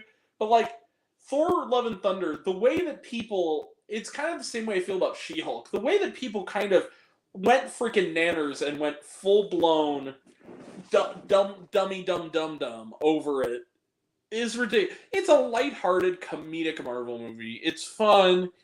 It has a sense of humor. It's playful. And is it as good as the movie that directly preceded it? Yeah. But it's also like Taika Waititi is kind of one of those guys that people love to hate. Like I also love Next Goal Wins, which a lot of people didn't like. And I think it's because I just like Taika Waititi. I like his style of humor. I think he's a good director. He's a good actor. Right. Yeah. So I think a lot of it is just people who want to complain about something choosing a movie that maybe was not the biggest critical darling compared to other Marvel movies and choosing that as how much do you want to bet dollars to donuts they actually, while they were watching it, enjoyed that movie. I want to be real about it. I think they did. I think it gets clicks that they didn't like. Thor: Love and Thunder, you have, the scene with the Old Spice, thing, a product placement for Old Spice. The screaming goats kind of got on my nerves, through the film. The screaming goats made me laugh the first time, and eventually they did wear out the welcome of the screaming goats. I will give you that. Yeah, it was just over too much. They should have stuck to the rule of 3 on that one, and they didn't, which was a bad call. But overall, I liked that movie. Me too. Yeah. At least we got Natalie Portman back. And honestly, she was really good. Oh, and that was the other thing. People got really mad because they had strong female characters. Chud's got a chud. So, yeah. Me and my friend at work were talking about this today, and he mentioned it to me because, a lot of people were like in Deadpool and Wolverine, they really disliked, the female villain in the film, which I didn't mind. I actually thought she was decent. And he told me, he told me there's a lot of Marvel and DC fans, some of them, that are very feminist. That are very feminist of having a female as a villain. But here's the thing. I would consider myself a feminist, personally. I am for female representation. I do think that sometimes, yes, studios like Disney will put on a show of feminism and it's empty and they don't really go the extra mile with it. But my thing is like, okay, I think that sometimes, and I'm saying this as a fellow nerd, certain sects of nerddom want an excuse to poop their Pampers over something. And so they target people who don't get a lot of representation in these kind of movies. So they target She-Hulk. They target Thor: Love and Thunder. They target Captain Marvel to make themselves feel better. I'm not going to say that those aren't flawed films or flawed projects. Marvels as well. And the Marvels, which again is not the best one, but it's also like they go so far as to like target Brie Larson personally for acting in a movie. And it's kind of ridiculous. And it's like she's not a bad actress. She's not. She's fantastic. And my thing is like also this, and she also did nothing to deserve that kind of scorn other than being in a movie. So it's also like I feel like they're talking about, I guess, on Cape Crusader animated show. The Penguin is going to be a woman voiced by Minnie Driver, and I'm just like, get the fuck over it. It's a different interpretation. Like, I'm still going to watch Cape Crusader. I just say for people that are like that, I'd be like, just sit down and watch the movie for yourself. Well, that's the other thing. It's like people make assumptions based on like people go in with these preconceived notions to hate something based on trailers. Trailers are almost never a good representation of the film. Very rarely. Sometimes they are. But trailers, they are trying to get as many asses as they can into the theater seats. That's their primary objective. So they're going to put things out of context in there that's going to get the widest possible audience. That's how it works. So I don't understand this whole, like, and here's the other thing. If I ever hear somebody say the words woke or Mary Sue on the internet again, I'm going to blow my top. Because I'm so sick of that. It's so old. People using that as a buzzword. Or like, it's the new norm. That's literally what it is. It's the new norm show. It's literally transgender. Ha ha ha ha. Pronouns. Ha ha ha ha. woke. Ha ha ha ha. Thank God for Elon Musk and his shitpost memes. Sorry, that was my liberal screed for the day. I apologize. It says right here, Chris Hemsworth ended up saying, "I got caught up in the improv and the wackiness, and I became a parody of myself." Well, and that he didn't stick the landing. I love you, Chris Hemsworth, and I respect you. I disagree. I actually thought you did a good job in that movie. I thought he did a good job as well. Yeah. He was. Yeah, I thought it was. I mean, at this point, I do think he coasted a little bit, but to be fair, he's kind of earned it. He's been playing at that point. He'd been playing that character for what, 11 years, 12 years, something like that. So like at 13 that point, years now. right? Like you can kind of just lay back and be Thor, and it's fine because you've already proven you're perfect for that role. Like it's okay. Yeah. So at number 40, oh, thank God this is on the list. Ugh. Alien Resurrection. This film sucks. I'd rather watch Alien 3 over this film. I'd rather watch Alien 3 because you can tell that at some point somebody was passionate about it and it was compromised. Alien Resurrection is a bad movie from top to bottom. The only thing in that franchise that's worse is Alien vs. Predator Requiem. That's the Never only seen any of them. Okay. That's the only one of that's and I know if Luke is watching, he enjoys one of those films. Which one? I think he said AVP he enjoys. I may be wrong on that though. Well, the first AVP I think is okay. It's the second one. It's AVPR. That one was where they have that little Weasley dude going like, "We need to get out of here. Get to the chopper. Shut the fuck up. Shut the fuck up." So he's basically copying Arnold's line. Yeah, but doing it like, "Oh, get to the chopper." It's like, shut up. Just stop. You know what it kind of reminds me of? And this is a movie I loved, by the way. Speaking of movies that people prejudged before it came out, do you ever see Prey, the Predator prequel? No. Okay, it's really good. To be honest, I've never seen any of the Predator films. Okay. I've seen clips of the first film here and there, though. But you know the famous line from Predator, right? Yeah, get to the chopper, or you're one ugly motherfucker. Well, that and if it bleeds, we can kill it. So there's one part, I loved Prey. I thought it was a great movie. But there is one part that made me go, okay, fine. The movie's good. I'll let it slide.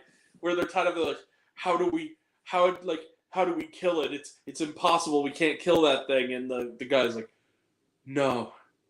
If it bleeds, we can kill it. I'm like, okay, the movie's good, so I'll let that slide. I will let that slide because you're actually a good movie. You've earned it. Unlike the other movie that tried to copy the homework of the first one. So, Alien Resurrection, what can I say about this awful film? You got Ripley, who is a clone.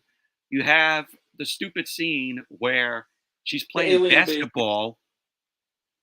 The basketball scene is awful. The stupid newborn alien, which is fucking horrendous. You have cloned Ripley making out with the freaking newborn alien. Yeah, what was that? I'm like, what the fuck am I watching? Which is technically incest, if we want to be real, because isn't it like her baby? Like, didn't they take it out of her womb? Actually, in Alien 3, it burst out of her at the end of Alien 3. But and poor Winona Ryder, she deserves so much better than this. You got Ron Perlman in it. I'm like, he should have been in another movie. Ron Perlman was there just for a paycheck. Can I be real though? He was there for a paycheck, and he was clearly in not giving a fuck mode, like the Baker mode. But I have to say, even in his not giving a fuck mode, Ron Perlman is still like the best thing in that movie. Like Ron Perlman is great regardless. And the movie was directed by a French guy. Wasn't it directed by Jan de Bont, or am I? No. Who did Alien? I thought it was Jan de Bont, because Jan de Bont's not bad, but I thought wasn't that also written by Joss Whedon too? Let's see here. It was directed by Jean-Pierre Jeunet. Whoa! Wait a second, Jean-Pierre Jeunet. And it was written by Joss Whedon. Joss Whedon, what the fuck were you thinking? Oh shit! Whoa! Mind blown. This is the same dude who did Amelie. Mm-hmm. The fuck? In a very long and game. Dude, what? You did Alien Res. Fuck me. Because Amelie is one of my favorite movies, like, ever. It's like top 10. And Joss Whedon wrote this. This is easily one of his worst scripts. I can't believe the guy who did Amelie did Alien Resurrection. Like, that shatters my whole universe to pieces. Damn. He said the CGI graphics top notch for its time. For its time, sure. I guess. Okay. Yeah. Fair enough. Alien Resurrection sucks. I'd rather watch Alien 3 over Alien Resurrection. I will say this, though. Alien Resurrection sucks, but that director's other work, especially one that's the stuff that he actually made in France, A+. Good movies. He generally makes good movies. I can't believe the reason why people shit on Alien 3 was because David Fincher directed it, and the 20th Century Fox didn't. Yeah. Yeah, and the studio and 20th Century Fox didn't trust him to direct the film, and the screenplay was never really finished for Alien 3. The reason I said was it really is because I knew it was David Fincher, but the thing is that even David Fincher said in an interview, like, so your first movie is Alien 3, and he said, no, my first movie was 7. Like, I didn't, like, that wasn't my movie, that was the studio's movie. Like, and you can tell, it's compromised as fuck. Like, it is Frankenstein out of, like, a million. There were a million cooks in the kitchen on that one. You can just see it. Number 39, The Amazing Spider-Man 2, which I disagree. I enjoy Amazing Spider-Man 2. I actually don't hate that movie either. I think it's deeply flawed. It's probably the weakest Spider-Man movie overall, but I like it. I don't think it's bad. I like Electro. I like Jamie Foxx as Electro. I thought he was the standout of the film. Rhino did not need to be in it. Paul Giamatti. No. When I saw this in the theater, me and my friend were cracking up whenever Paul Giamatti was on screen as the Rhino. I'm like, what the hell is this with Paul Giamatti? That was my biggest issue with Amazing Spider-Man 2 is that I thought it was fun, but I thought that, like, man, like, you wasted not only Paul Giamatti, but Felicity Jones. Like, they were in the movie basically to, I guess, tease that maybe they were going to be bigger deals in the third one that never happened. Like, Felicity Jones shows up, and it's like, oh, hi, I'm Felicia Hardy. I'm like, Black Cat. And then, like, he shows up as the Rhino, and I was like, Paul Giamatti, like, you know... I am the Rhino! I am the Rhino! You know, you can turn down a paycheck, like... That was an easy paycheck for Paul Giamatti there. Paul Giamatti, and let's not keep in mind, I mean this with no shade, because I love this movie, but the first Paul Giamatti movie I think I ever saw in the theater was Big Fat Liar. I love Big Fat Liar. That movie. I love that movie too. That's probably one of my favorite roles from him. He plays an asshole movie director. I'm having I can't come in today. I'm blue. He goes, oh, it's okay. Everybody has bad days. No, you don't understand. I'm literally blue, and I have orange hair. I love.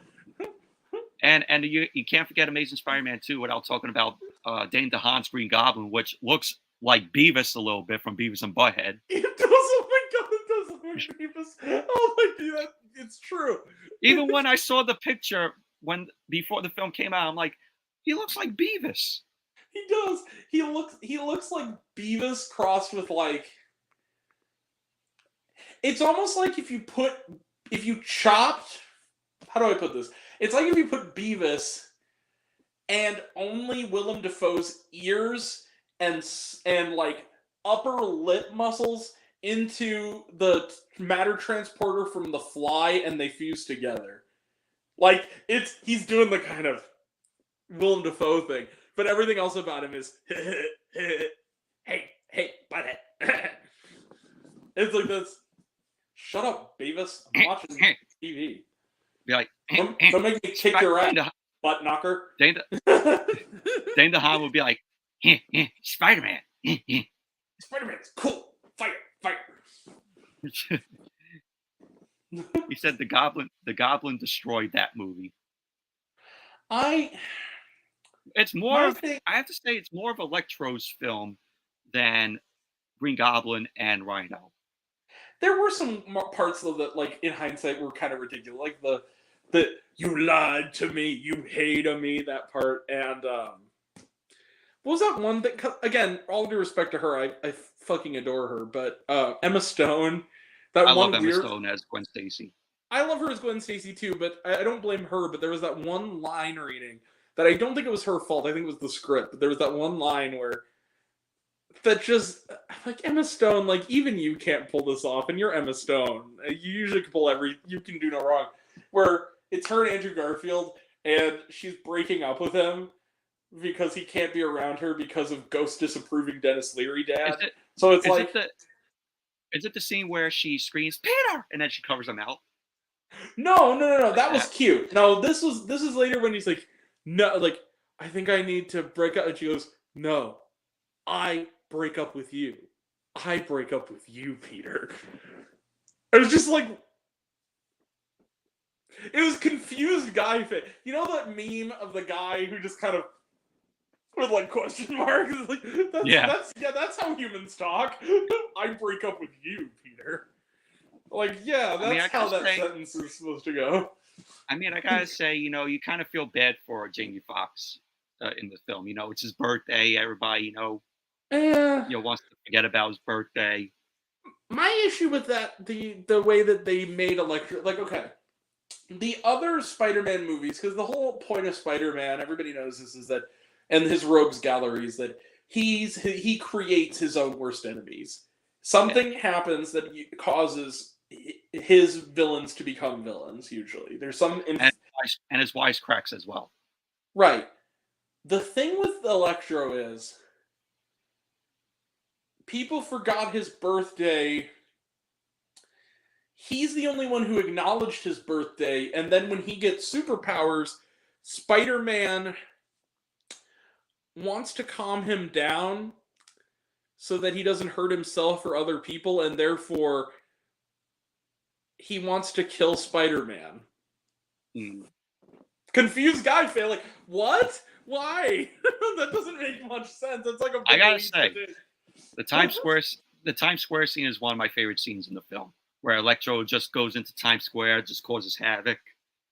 The scene itself, like the sequence, the way it's shot, is really cool. But that song is really Pharrell. Like, I love Pharrell Williams too, but he lies to me, he hates me. It's like, Yeah, I agree to that. come on, man.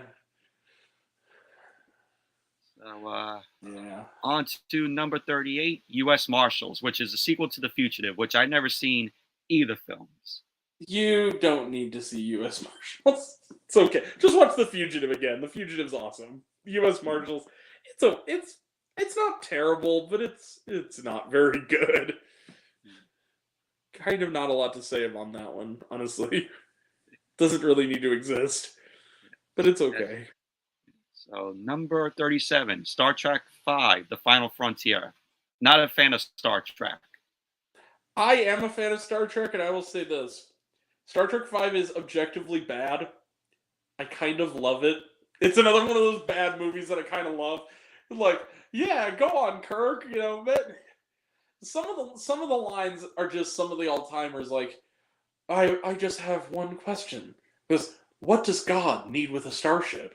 It's like, okay, the line, the joke, the fact that it's bookended by fucking them all around Kirk, Spock, and Bo, like all around a campfire, not singing campfire songs, but singing "Row, row, row your boat," and they "Row, row, row your boat," and Okay.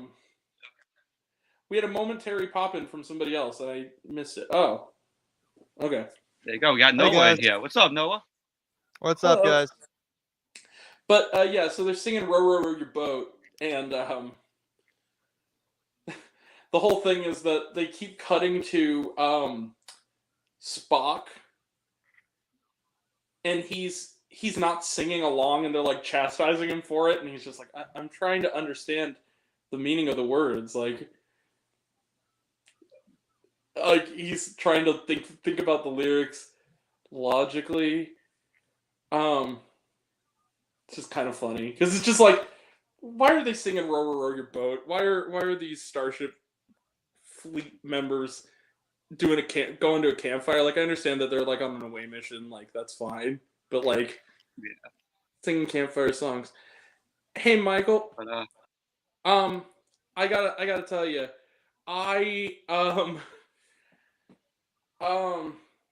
what number are we on? we're on 37. 37. I'm gonna have to tell you something, man. It's getting close to 10 o'clock over where I am, and Okay. I got stuff. I gotta get up early tomorrow, so I think I'm gonna hit the head if you don't mind. All right. No But problem. It was good. I will watch the rest. I want to see what the rest of these movies are. All right. I'll continue with Noah here. Yeah. Um. Yeah. All right. Yeah. You guys carry on. I will check you guys later. Peace. See you, Okay. man. Peace. Good having you on, Grant. Okay. So, how you doing, Noah? Well, I'm doing pretty good. I'm just a little bit late. I That's all popped right. on the stream. I'm like, they're talking about Amazing Spider-Man 2. And then I went, What do you want to give your thoughts on Oh. Amazing Spider-Man 2? well, I was watching it and I was like, I get why it's a disappointment because I like the first one. I really do. The second one, I liked it. My favorite scene is actually when Gwen Stacy dies because we get all of that. Hey, Mike. We get, hey, Mike, how you doing? We have all the emotion from No Way Home. When No Way Home happens, Andrew Garfield actually gets his redemption for not being able to save his girlfriend and the love of his life. So he gets to save another person who's basically another version of his girl. Sure, the story doesn't make a whole lot of sense because there's been a lot of petty reasons in a lot of movies. Yeah. But them forgetting his birthday, that was just stupid. That was a bad plot line. But I did like Fox's performance. I liked that. I did too. But I don't think it deserves that as much hate as it gets. I really enjoy it. I think it's a good film. U.S. Marshals, I have not seen, and I have not seen a Star Trek movie yet. I'm not a fan of Star Trek, so I have not seen any of them. I'm So, a Star Wars guy. Me too. I'm a Star Wars guy too. So as we go back on the list, I want to go back up on the list to 50. I want to give Noah his quick thoughts on the films that we talked about. So 50, Terminator 3, Rise of the Machines. Okay, I have not seen that one. 49, Staying Alive. I have heard that's disappointing. I've heard that. The sequel is Saturday Night Fever. I'll probably have to pop those on this August, I think. Haven't seen either of them. 48, Lost World, Jurassic Park. Yep. Big step down from the first. I don't like 2. I don't like The Lost World. I like 3. I really like 3. It's just Vince Vaughn in there didn't work for me. He was miscast. I forgot Vince Vaughn was in it. Yeah. if I'm wrong, I could be thinking of 3. I could be thinking of 3, but I just watched them in January and I completely forget them all besides the first one. But that was a big disappointment. Oh my gosh. Yeah. Bad Santa 2. I don't get that one. I loved it. I mean, I loved it. With that one scene with is it Octavia Spencer where she plays that hooker? Get back here, child. I haven't seen any of the Bad Santa films. The first one is a classic. We gotta get you on for that, man. I'm gonna have to do a watch along just for that because everybody needs to see it. Number 46, Teen Wolf 2. I can see that. Yeah. Yeah, Jason Bateman in it. He has to start somewhere, Number I guess. Yeah. Number 45, Men in Black International. Ooh, yeah. Chris Hemsworth's fun. Be as nice as possible. And Tessa Thompson. She's great too. Is it it's Kumail? He's in it as well, right? Kumail Nanjiani. Yes. Yeah, as the alien. He was the voice of the alien. He's always good. Always good. Come on now. He was the standout of the film, in my opinion. He steals every scene he's in any movie, though. Any movie. We got Airplane 2. Yeah. Yep. Lethal Weapon 4. I haven't seen any of those yet. I was gonna watch them this Christmas, but I never got around to them. I haven't seen any of them. Iron Man 2. Yeah. Yep. Thor: Love and Thunder. Yeah.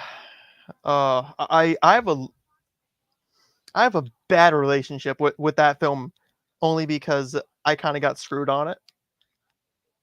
When Disney Movie Club was still in business, they sent out these emails saying, "Hey, do you want this?" Because they give you free access to early movies. So they'll maybe send it to you about a week or so early. I didn't respond to that email, apparently, even though I did. I had a confirmation order. They sent it to me anyways, and it cost me $41 for the 4K. Oh, no. So now Mr. Bonzo I is here. have the movie. What's up, dude? What's Mr. up, Bonzo is here. motherfuckers? What's going on? I figured I'd pop on to see my buddy, to see my Pookie Noah. Hey, what's up? What's up, Pookie? What's up? What's up? So, To be fair, though, Noah, think of the list? To be fair, though, Noah, you are my Pookie. So. Yeah. Yeah. So what do you think of the list so far, Luke? I think I saw a couple of them that you mentioned already. Let's do it. Right, let's so do we it. I want to do a got, quick flash since I just got here. Okay, so we'll go back to the top here. We have number 50, Terminator 3: Rise of the Machines. Yeah, not a great movie. We got Staying Alive. I think that film has a whopping 0% on Rotten Tomatoes. Oh shit, really? I think so, yeah. Lower than Madam Web. We got Lost World: Jurassic Park. Disagree. I think that film's great. Same as me. I was saying to Grant earlier, I remember the hype for Lost World when I was a kid. Like all the advertisements, the merchandise, the Burger King watches. I remember all that stuff when the film came out. There you go. Number 47, Bad Santa 2. Yeah. I'm in Big the step minority. down from the first. I'm in the minority. I love that movie. Unapologetically. We got Teen Wolf 2. I don't blame you there, buddy. Yeah. We got Men in Black International, number 45. Disagree. I think that I like that movie a lot. It's okay. No. Although I actually like it more than 3. Really? I do. And I'm shocked at that. And I will defend Men in Black International. I will defend it. We got Kumail Nanjiani in it as the voice of the alien, which, like I said, steals the show. Yep. Number 44, Airplane 2. Yeah, compared to the first film, yeah. Don't call me Shirley. Number 43, Lethal Weapon 4. It's good, but yeah. But I actually think I would say 3 is more disappointing than 4. Got number 42, Iron Man 2. Yeah, easily.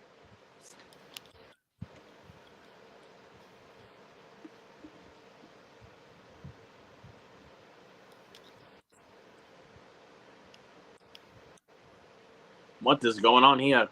Oh. 80. We got at number 41, Thor. I enjoyed the movie.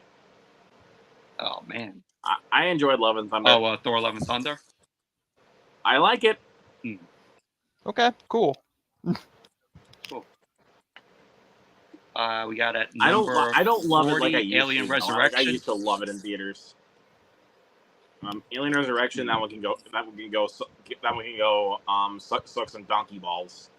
I haven't seen it You wouldn't want yet. it. Yet. I'm gonna binge them all Or before if I could steal a quote from Hook, go suck on a dead dog's wet nose. Yeah. All right, we got let's see here. Oh wait. Oh no! Hey guys, welcome to the Noah Kaser Show. What's up, everybody? Noah Kaser back here. Welcome to an episode of Noah Kaser Live. We're gonna talk about Deadpool and Wolverine. We're gonna talk about the massive box office, and we're gonna talk about No or Not. That'll be on Tuesday on my channel. buddy. Well, look, when you've been doing it for as long as I have, I mean, you can go on the dime and you just turn it on. I don't know what happened to Michael, but we're just going to keep going. I think somebody probably cut his connection. Ah, that's stupid. Let me pull it up here. Let me do that. I was gonna say he who shall not be named to cut his connection probably because you showed up. But hey, Yeah. if I could do the peanut joke from Jeff Dunham, the elephant disappeared. Yeah, I love that. Yeah, we got Mike. Wait, Mike, did you hear what I said? Yeah. I said the elephant. It just fucking disappeared. It just fucking disappeared. Elephant. I got Noah good with that one. I got Noah good. Yeah. I love Jeff So, Dunham. Jeff Dunham. Dunham. Jeff Dunham. Dunham. Noah, this is why you're my Pookie. Yeah. So welcome, Mike. All right, All right, let's get back to business. Yeah. Let me share the screen here. So, Mike, we were going over what's on the list here of the most disappointing films, movie sequels. Want to get your thoughts on it.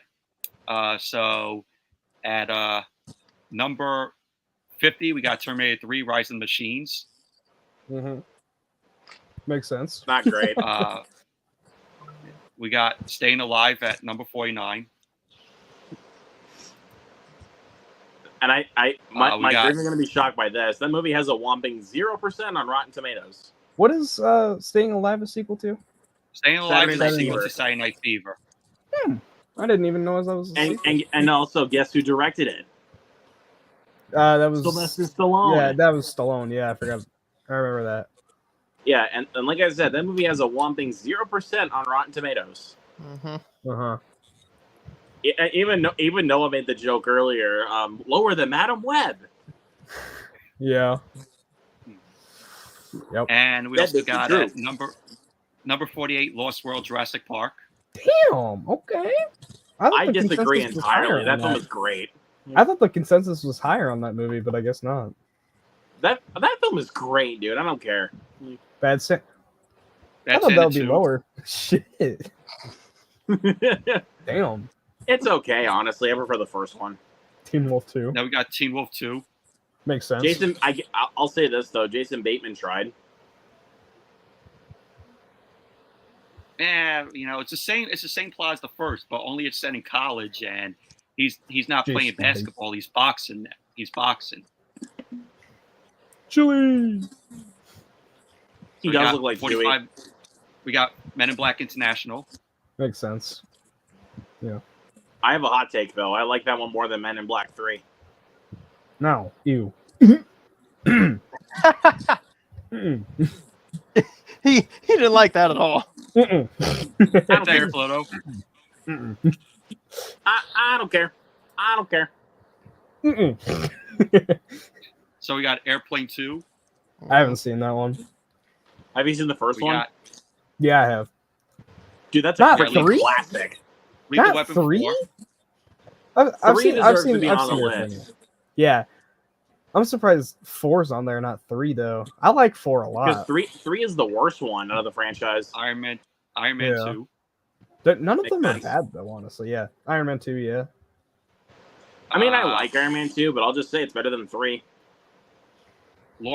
Thor: Love and Thunder. Damn, Yep. I'm surprised that's not lower.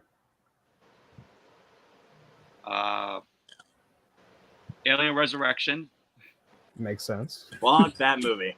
Mhm. Fuck that movie. That movie, Mike, I made the joke earlier. That movie can go suck on a dead dog's wet nose. Yeah. Hot Amazing take. Spider-Man 2. Amazing Spider-Man 2 is better than Far From Home. Disagree entirely. That Yes. movie's a piece of No. shit. I agree with Mike. I agree. Thank I you. will rewatch this over Far From Home because Electro is a better villain than Mysterio. Not better acted, but a Agreed. better villain. Mhm. I disagree. Although Okay. Paul Giamatti is Rhino is a discussion in and of itself. I got US wanted Marshals. more. U.S. Marshals. I haven't seen that one. I liked it. I mean, but it's definitely not as good as The Fugitive. Oh, Got Star Trek 5: The Yeah. Final Frontier. That one makes sense. I've seen the first 3. Yeah, I've only seen the first 3 Star Treks. So, and then the Of the original new ones, trilogy, obviously. of the original ones, you've seen the first 3. Then we have Yeah, I've at only seen the number- first 3 of the originals.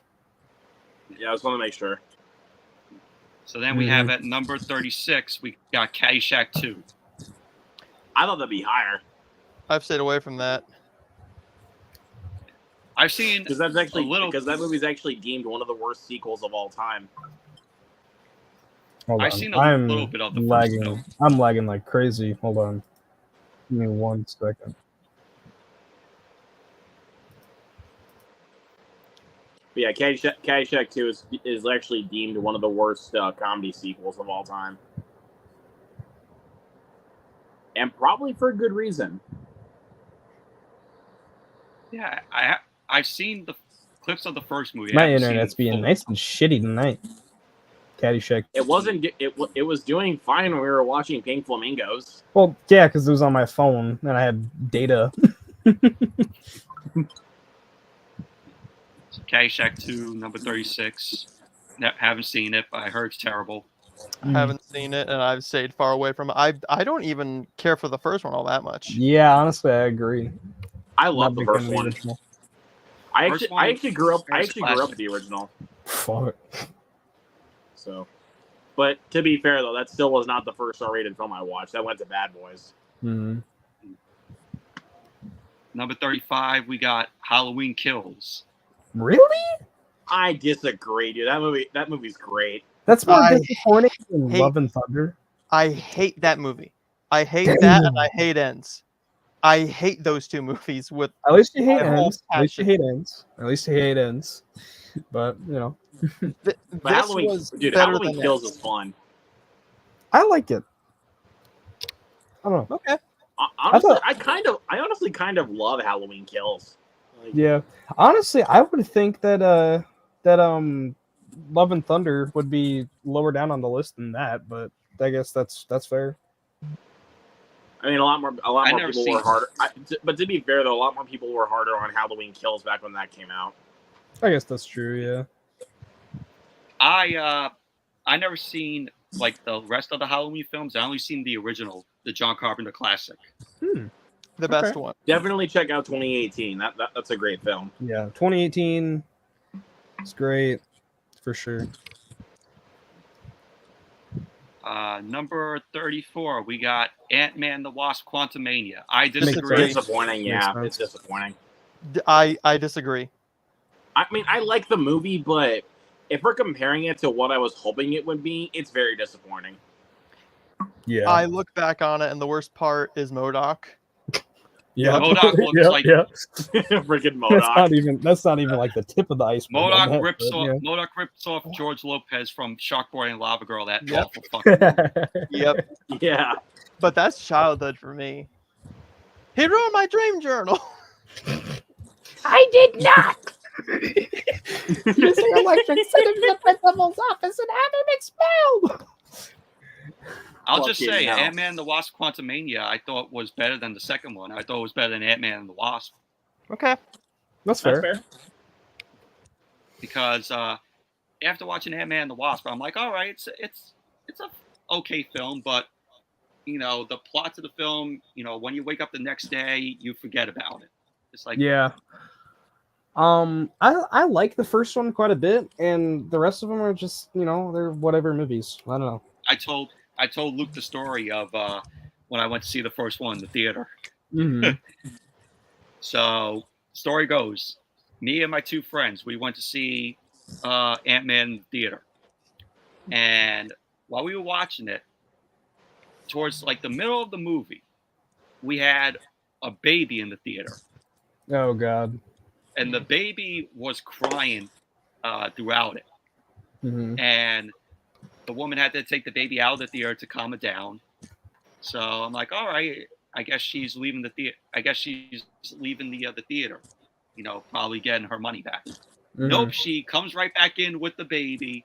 Baby's still crying, and Damn. you know, pretty much, you know, that was that. But overall, I enjoyed the film. Aside from, you know, that little, you know, nuisance there. Yeah.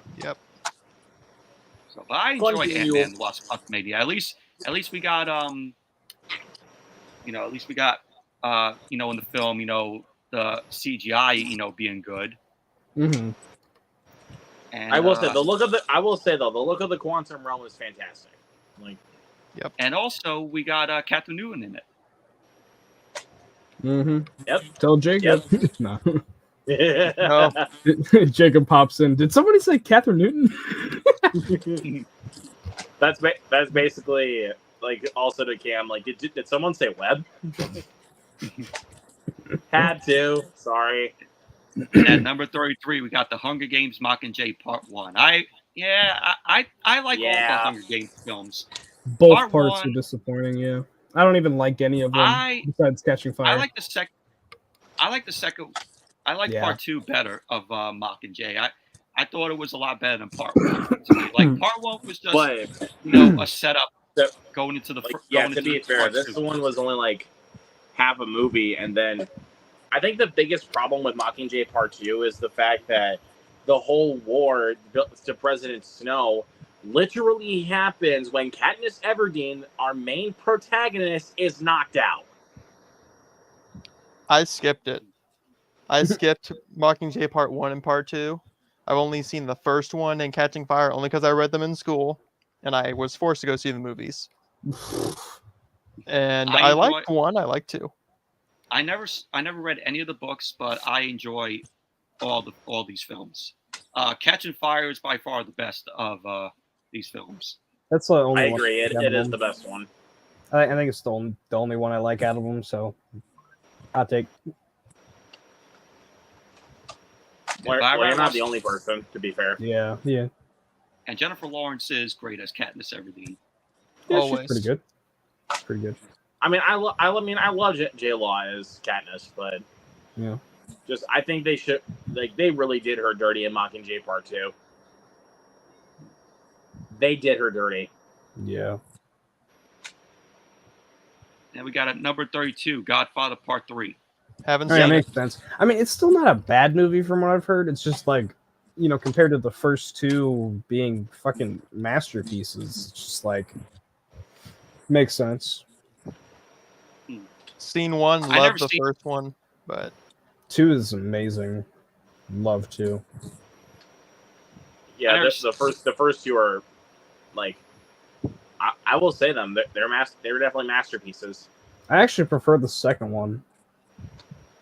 You're not the only person that said that. But second one is fucking amazing though. I I know. seen the first Yeah, like movie. I said though, you're not the only person that thinks that. Mhm. I seen the first movie. I did not care for it. I was bored by it. Oh, really? Okay. Yeah, I remember my uncle had it on for Easter one time. It was on TV on Easter, Mhm. and I just couldn't get into it. I've actually seen all of Godfather 1 and 2. Honestly, after I actually kind of stopped halfway through with part 3.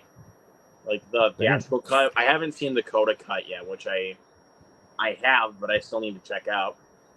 Yeah. But I've heard the Coda cut is better, Same. so I'll check it out when I get the chance. And at number 31, Jaws 2. Makes sense why it's on the list. Yep. Haven't seen it. I mean, it's a big I stick agree. for them, so. I will only consider the first Jaws in my book. Everything else, no, I will not watch. I'll be honest though, I think Jaws 2, like, it's not a disaster. Like, No, I don't think Jaws 2 is bad per se. It's just like, I don't know. It's like still I not will great. say I will say it is watchable. Like, I'll say Unlike that. the It's other two. watchable. Yeah, unlike the other two. Well, I would say 3 is watchable for guilty pleasure fun, Mm. but I'm just saying like watchable like as a movie. Like that's what I would say for Jaws 2. I think it's watchable. But 3 you can watch with friends and drink and just get drunk while watching it, even if you're watching it in 3D. Hmm. But Jaws: The Revenge, I can't even sit through Jaws: The Revenge. No one A can. shark going out for revenge against the Brody family. Get the fuck out of town. Yeah, I don't think anyone can sit through that movie, to be fair. It's boring as hell. Yep. I'm gonna go grab me a glass of water. I'll be right All I back. want to say is, I want to go on the banana. I'm gonna go grab a glass of water. I'll be back. All right, but I was gonna No say Mountain though, Dew like Code some of Red? the Jaws with Jaws: The Revenge, it has some funny quotable moments. Though I will say that. Oh, don't you want to come on over here? Where are you going? You got to go outside some more. Like, come on. I did see I think it was like a scene of Jaws 3 where the shark like is going through like the screen. That's It's supposed to in be like Jaws: The 3D. Revenge, Oh, Jaws the Revenge. and the shark roars. No, of course. Oh, where'd he go? Oh, we lost him. Well, let's move on to 30 then. Jaws 2 was the greatest movie of all time. You're allowed to have that opinion, dude. You're completely allowed. If you're being serious, awesome. If not, good joke. There he is. I hit leave by accident. Sorry. Wow. Sorry. You're all right. Oh, yeah. Had to do a fake cry. I'm sorry. On to number 30, we got Book of Shadows, Blair Witch 2. Makes sense why it's on the list. No words. Because the film, there was actually 2 different cuts that were for the film. There was one that was the one that the director wanted, and there was one that the studio wanted. And what the version we got was the studio's version. We didn't get the director's version of Book of Shadows. So we never got the director's cut. And I actually kind of want to see the director's cut for the movie, even though because the studio's version is a jumbled pile of shit. Like, it's terrible. That's the reason why I wish we got the director's cut, because it actually would be the perfect vision of what the director actually wanted to make with this movie. Would you actually watch Blair Witch 2016 over this? Absolutely. Because at least made by because the film actually feels like it was made by a competent filmmaker, which is Adam Wingard. Like, he at least is a competent filmmaker. He made The Guest and the most recent MonsterVerse films, Godzilla vs. Kong and Godzilla X Kong. He made those movies. Of course. And he is a good director. Mhm. then we got at number 29, Live Free or Die Hard. I actually disagree. I thought the I think movie it was was alright. great. I have to say it's not my favorite sequel of the Die Hard films. That will have to go to Die Hard with a Vengeance. Same here, and that's actually my favorite of the franchise. Die Hard 2, I think, is okay, but it's the weakest, in my opinion. I've only seen the first one. And also, but who really gives a shit about A Good Day to Die Hard? I saw that in the theater. Or and- basically, as basically Jeremy Johns calls it, Die Hard-ish. Because it isn't really Die Hard. It's Bruce Willis just taking a nap and not even acting like John McClane. And then Jai Courtney, as his son. Terrible cop chemistry, I'll tell you that. And also, you have whatchamacallit. Just it was in I think if I remember, wasn't it God, I can't remember. Was it in I think Israel the film was set? Good Day to Die Hard? I have no idea. No, it was Moscow. It was Moscow where it was Moscow, yeah. Moscow. But yeah, I saw that in the theater. I thought it was just okay. If I were to watch it, I'd probably be like, this is not good. There's literally I'll be like, what? There's literally a guy in A Good Day to Die Hard. Oh no, Die Hard-ish. Excuse me. That is literally Okay, tap what was dancing I while thinking? eating a carrot. I'm just like, fuck off, movie. I'm back. Welcome. What Yeah, I we missed? passed. So number 30 was Book of Shadows, Blair Witch 2, Okay. and then now 29 now is Live Free or Die Hard. Live Free or Die Hard. Okay. I'm surprised that's on the list and not 5 so far. Good Day to Die Hard. Mm-hmm. Fuck that movie. Amen. So at number 28, we got Major League 2. I never seen I any of the Major League actually like films. Major League 2.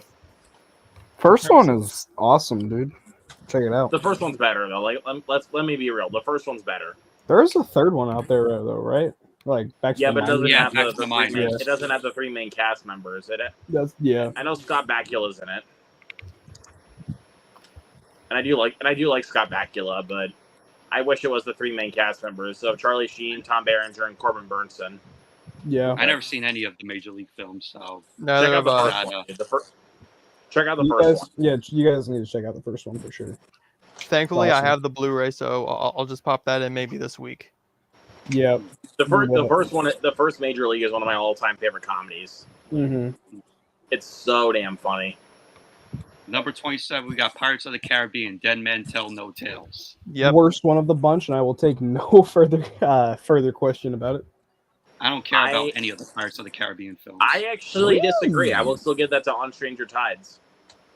I love 4. I love 4, I think is actually kind of cool. I don't. And I like Dead Men Tell No Tales. Hmm, I don't care. I like the movie. it's so boring. I'm sorry.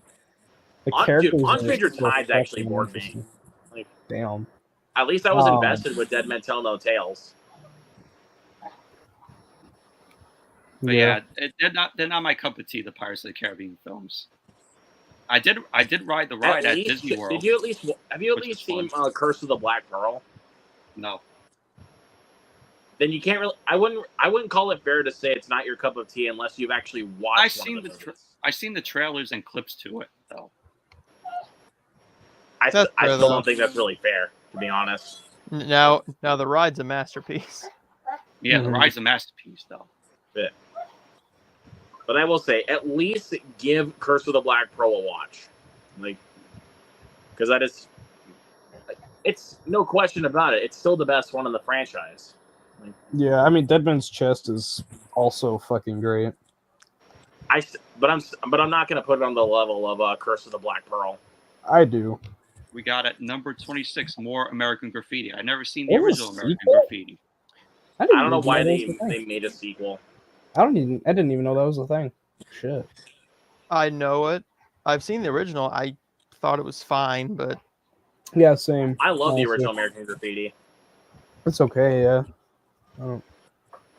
I don't know. Maybe if I rewatch it, I might think it's just okay. But the first time I saw it, I fell in love with it. That's fair. I don't know if I have the second one. Do I? I mean, I didn't even know that there was a second one. I didn't even know that there was I a do second own American one. Graffiti. Yeah. Yeah, it was a box office bomb. Yeah. The sequel. Yeah, like I said, I didn't even know that existed. So, yeah, And it was not written and directed by George Lucas. makes sense. Holy crap! I do have the sequel. Damn. What? You actually have the sequel? Yeah, it is in this old ass dusty DVD, the American Graffiti Drive-In Double Feature. Shit. I've seen that before. I've actually seen that collection before. I got this for $1, and I went, okay, cool. I saw the first one, and I like it, but I want Oh to see. wait, I know what this Hi, next doggy. one is based off of the picture. It's Oh, coming yeah. to America. Yeah. It's not good. Yeah, Yeah. Coming to America. Yeah. I And haven't I seen know, the original. and I though. know the director for this movie, Craig Brewer. He is better than this movie. Like, I know he's made better movies. I didn't hate He it. made freaking Dolomite Is My Name, and he made Hustle and Flow. Hmm. Much better movies. Yeah, never seen the original Coming to America. Damn. Check it out. Hold on, I gotta do it. Good morning, my neighbors. Fuck you. You know, that's Yes. the only Yes. Fuck That's the you only scene too. that's the only scene I ever seen from the original. Mhm. It's freaking hilarious. That movie is so good. I remember when I had Huck on my live show. We had to do that quote from Coming to America. Mm. Dude, it's the most quotable line of the movie. Number 24, Wonder Woman 1984. Yep. I skipped it. Compared to the first one, yes. Never Still seen. not I good. haven't watched the sequel, but I heard pretty bad things. I heard there's nothing happens, and it's just talking. I'm and with then you. there's fucking Steve Rogers rape. Or not Steve Rogers. Steve Steve whatever his name is. Steve Rogers. Steve Rogers. Steve whatever his name is. Steve Trevor. Yep. Steve Trevor rape. Yeah. If you want to watch that, watch it. It's not Streaming good. on Max, sponsored. Sponsored by Max. The stream. This stream is brought to you by Raid Shadow Legends.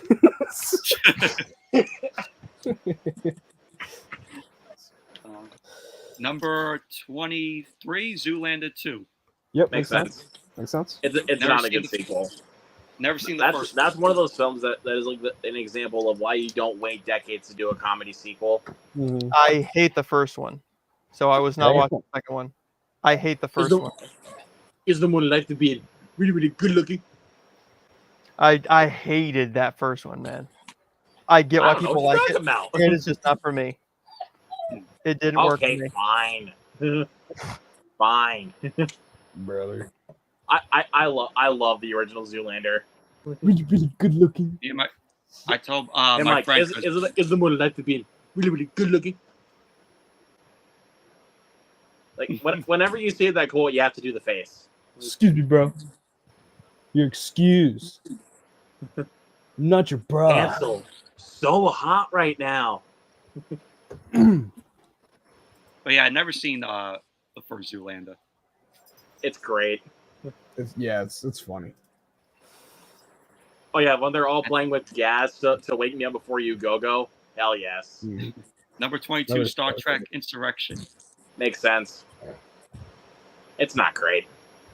But like, if Nemesis was on the list, that would actually make a lot more sense. Mm-hmm. I was about to Really say, yeah. We only Heard have Insurrection Insurrection and the better. Final Frontier. But with Insurrection and Nemesis compared to like First Contact, yeah, disappointing as hell. Mm-hmm. First Contact out of all the Next Generation films is the best one.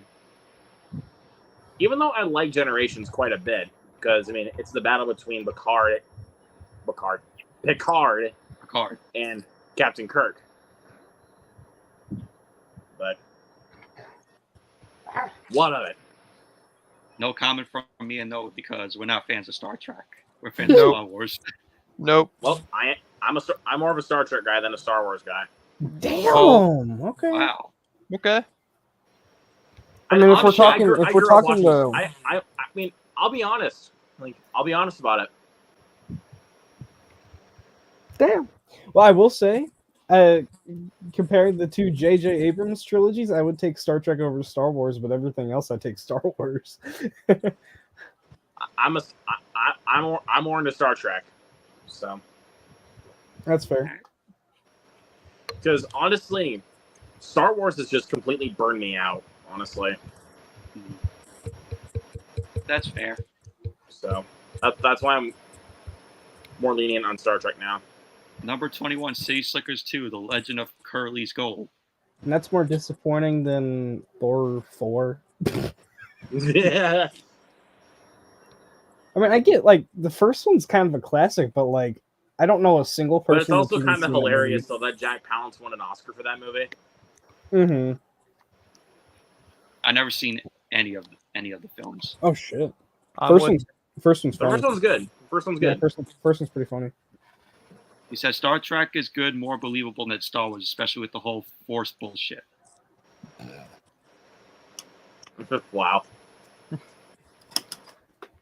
I don't know. Yeah, we Teleportation. don't really got any comments with that. I've teleportation actually never seen the second devices, City Slickers. aliens. Oh. I don't know. Okay. Number 20, we got Blues Brothers 2000. I haven't seen it. Nope. I haven't heard- seen I it either, heard- but I love the original Blues Brothers. Yeah, I haven't seen either of them. I mean, they got John Like Goodman's that's my recommendation to you is the Blues Brothers. You have a lot of recommendations for me. I have not seen the Blues Brothers. But dude, so I you just gotta clips remember, here I and got there. recommendations up my sleeve for days. Yeah, I know. I have the 4K of the Blues Brothers, but I haven't gotten around to watching it. Yeah. I know Watch that it. I know that they got John Goodman to do John Belushi's role Mm-hmm. from the original. Jim Belushi's. Jim. Oh, no, it's John Belushi. Yeah, John Jim. Belushi's the one that's dead. Yeah. It's Jim. Jim's John. still alive. Yeah, Jim's still alive. Jim's still alive, yeah. So that's Blues Brothers 2000. Number 19, Independence Day Resurgence. That makes sense. Mhm. But honestly, that should be even higher though, because holy hell, what were they thinking? Would it be higher though? Because like the first one's like a classic and all, but it's not like It is a classic. a critically acclaimed movie. It's not the most critically acclaimed movie ever, but it's still a classic nonetheless. It's still fun. And like, Mhm. dude, everybody was waiting for Independence Day. Was waiting for Independence Day 2. I don't know about the critics per se, but okay. I skipped it because I heard it was awful. I wasn't paying no Yeah. money to see that. And it was awful. I did see this in the theater. And I thought it was okay. I got it for I for Christmas on DVD, and I watched it. And I was like, "Why did I ask for this?" I have to say, if I gave it a rewatch, I probably wouldn't like it. It's terrible. Sam Moore. I don't know honestly who that gets is. worse the more you think about it. Honestly, it gets even worse. That's Well, Elliot. That's Independence Day Resurgence at 19. Cars Number 2 18, makes Cars sense. 2. Yes. That makes sense. That movie is garbage. Mm-hmm. I love I have one. I not love seen- 3. I have not seen any of the Cars films. To me, I think they look babyish. Okay. That's fair fair. enough. So, I mean, the first one I loved as a kid, but as I've gotten older, I'm like, it's good, but man, it doesn't age well.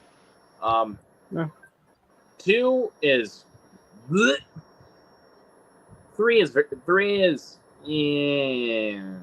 I think 3's good. I mean, if you like the first one, 3's good, but yeah. Yep. But 3 is just filled to the brim with just a bunch of Rocky cliches.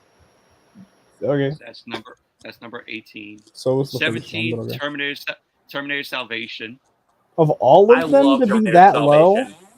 not Genesis, not 3, not Dark Fate, no. Salvation. love Salvation. I thought Salvation was okay when I saw it in the theater. I actually think it's pretty good. I think it's pretty good. I love Salvation. After Terminator 2, that's the best sequel, like bar none. I think either that or Dark Fate. Yeah. I mean, yeah, Dark Fate is, but I don't think it really holds a candle for me to Salvation. Because at least with Salvation, they tried something different. At least you got that scene with Arnold with CGI. Mm-hmm. Also, I heard there's like a video game that's kind of like in vein of Salvation. That's also pretty good. So we have like two good stories from like that time period in the timeline. So I want to play that game really bad. I don't remember what it's called though. Yeah, I'll look it up real fast though. So that's 17. 16, you have Superman 4. That makes a ton of sense. Yep. The Quest for Peace. Terminator Resistance is the video game. Only Superman I've seen is I've seen some of Superman 2. I liked it, and I've seen Man of Steel, and I actually liked it when I saw it in theaters. I haven't seen it since theaters. Mm-hmm. Same as me. All I will remember say is loving all I will Man of say all I will say about Superman 4 is Nuclear Man. Nuclear Man. Basically comes in and it's freaking Gene. Like when he comes in, it's Gene Hackman's voice. When he's like, "Hello, I am Nuclear Man. Destroy Superman." That's actually Gene Hackman's voice. I'm not even fucking lying. Hey, it's also called The Quest for Peace. Oh yeah, more and like also the quest for funnier shit. when not even a minute later, we're given his weakness, and then Luthor flat out says, "That's his vulnerability. That's the only way it can be stopped." And I'm like, could you be any more obvious? God, dude, there's so many things you could pick apart about that movie. It's not even funny. And it's a canon film too. Mm-hmm. Oh yeah, the same studio that made freaking Over the Top. Masters of the Universe. Yeah, And Superman 4, The Quest. some of that Chuck Norris bullshit. Yeah, Superman 4, The Quest for Peace. More like The Quest for shit. Mm-hmm. Or as diarrhea. John Flickinger called it, The Quest for Suck. The shit for peen. Or actually, here's a better one for that one that Chris Stuckman called The Quest for Who Gives a Shit. The Quest for Blow It Out of My Asshole. Okay, continue. Okay. The queef for penis. Oh. Number Yeah. 15, Sex and the City 2. Who gives a shit? There was a sequel to what? Yep, there was. When was there a Sex and the Even no City one would tell movie? In 2008, it made a shitload of money. Damn, I didn't even know that it exists. I've seen the first 3 Oh, seasons of the show, and I liked it. Luke, he says, King of Hojo Mundo say, hey, at least he traveled back in time to save Lois. Hey, Lois. Hey, Lois. Pina. But yeah, Sex and the City. Sex Also, and the City, one who more gives a thing about shit? I'll say one more thing about Superman 4. That's a film, for example, if you want to do filmmaking, or if you want to work in special effects one day, that's the film for an example of how you do not do green screen. I don't know what you're talking about. The little Hot Wheel explosion is fucking amazing. The Hot Wheel.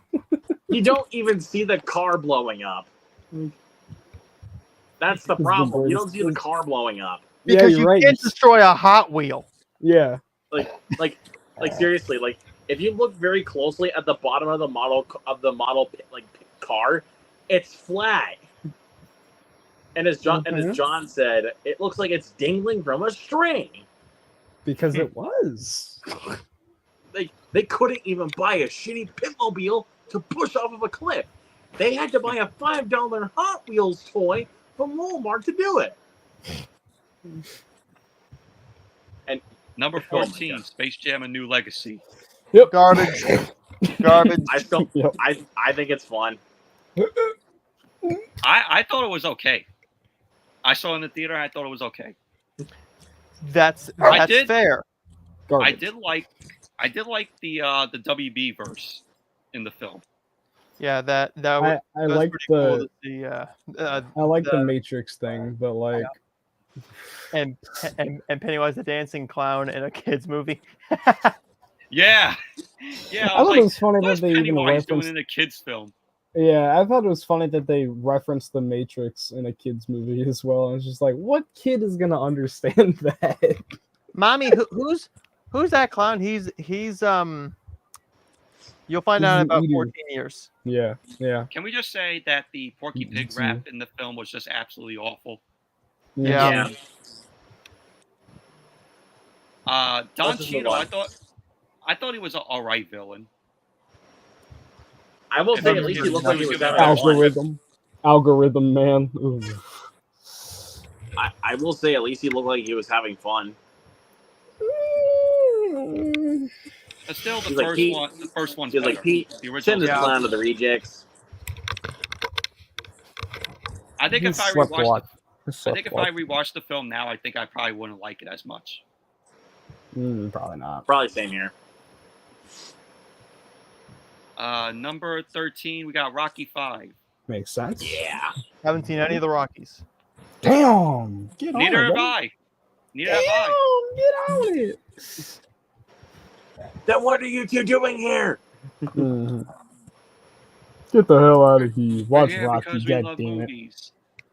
No, to quote Tom Hardy from the Bike Riders, get the fuck out of here.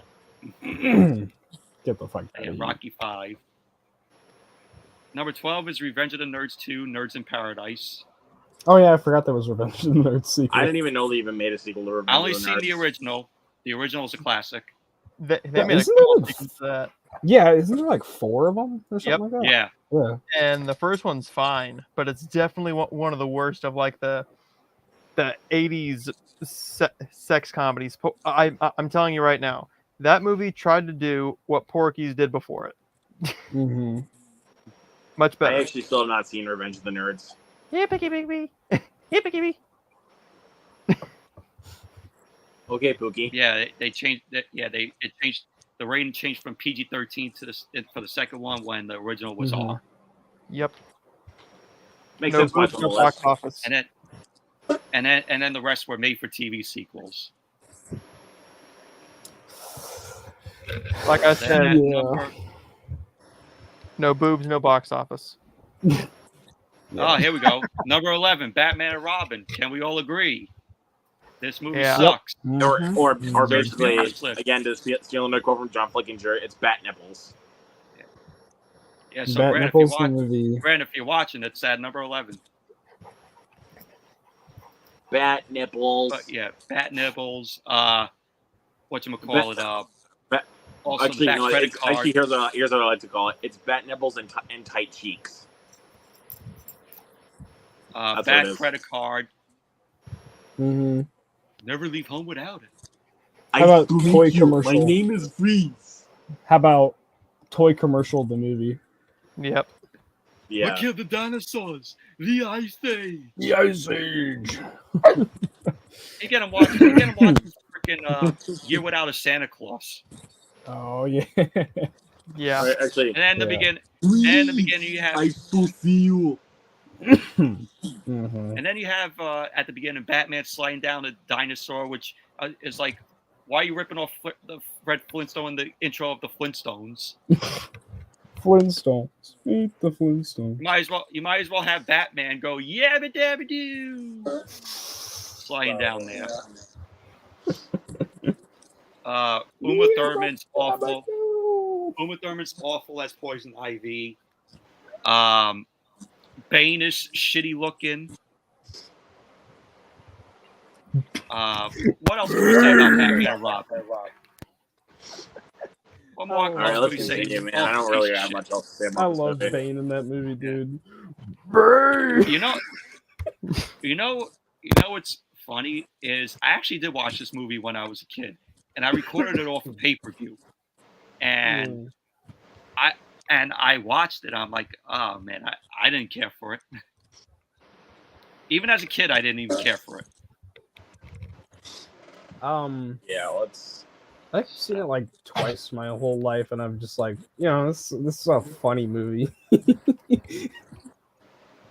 It's a funny movie to to laugh at. Mhm. It's the movie that it's like watching The Room. Like you watch the movie and you pick it apart. Hey, I'd rather watch Batman Forever over it. I like Batman Forever. Yeah. I mean, who wouldn't though? To be fair, I'd rather watch Jim Carrey melt than fucking Batman and Robin. Number 10, Exorcist. yeah. Number 10, Exorcist 2. No words. AKA bullshit. Haven't sequel. seen it. Haven't seen any of the Exorcists. Same. Not for me. Number 9, Terminator Dark Fate. Where's Genesis? Where the fuck is That's too Genesis? high. Where the fuck That's is too Genesis? high. What the fuck? Am I missing I actually like Dark Fate. Haven't seen Dark Fate. Am I missing something? What the fuck? You got like the good ones are lower down than the shit ones. What? All right, let's just move on. I'm sorry. Yeah, What? Terminator Dark Fate at number 9. That's a Haven't good seen it. movie. I don't care what Heard it's anyone pretty says. awful. It's good. It is good. It's pretty good. Number 8, we got The Hangover 3. Makes sense. It proves why The Hangover didn't Only even need saw to be the a first franchise. Hangover. I've only seen the first two, and I I only saw the first one. stopped after two. I just stopped after two. So I've seen all three. The first one's great. Second one, eh. Ah, here we Third go. one, nah. oh yeah, there Here we go. yeah. 7. A Good Day to Die Hard. Man, That the one fourth can one is suck- still that one good. can I'm suck surprised I'm surprised the fourth one's even on here though. It's a good movie. That one can suck a shit-filled ass.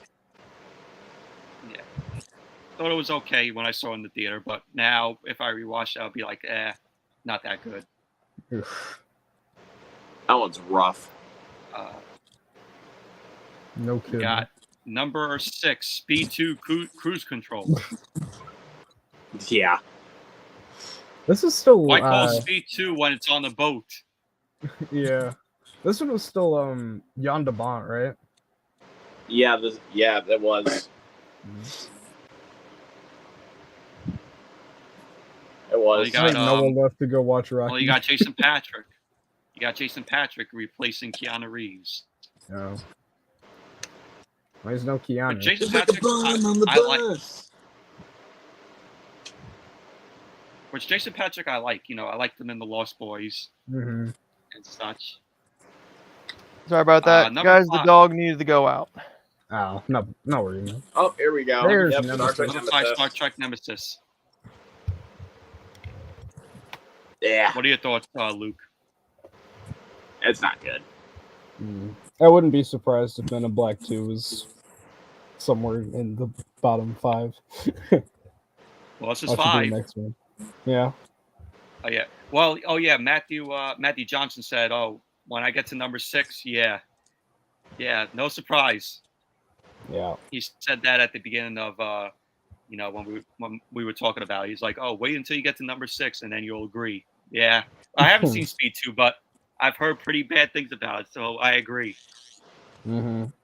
Yeah. Number 4, we got Dumb and Dumber 2. Yep. Disagree. Yep.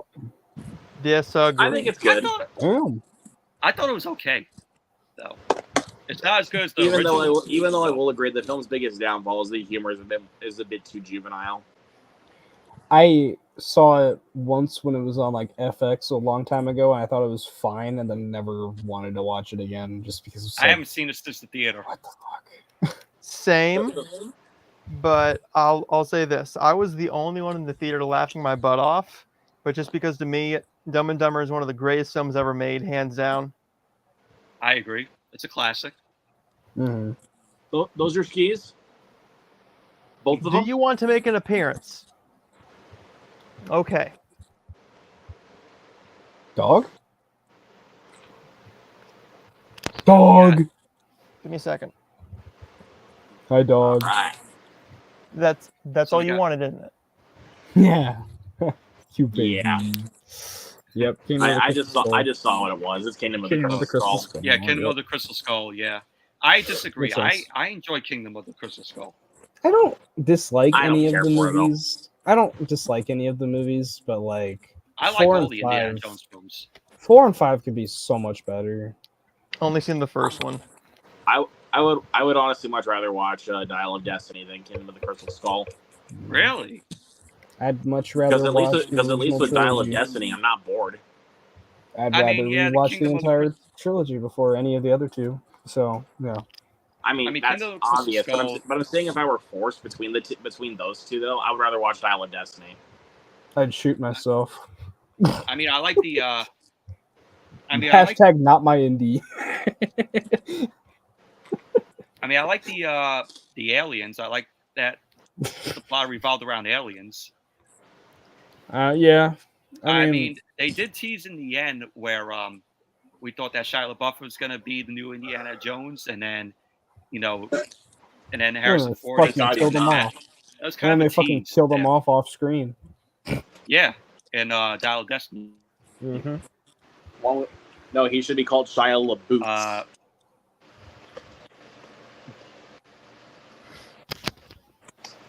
That's what he should be called. He says, in the end, to me, it just didn't make sense with the UFO coming out and the Nazis getting sucked in, especially the way the lady went out, disintegrating with the information.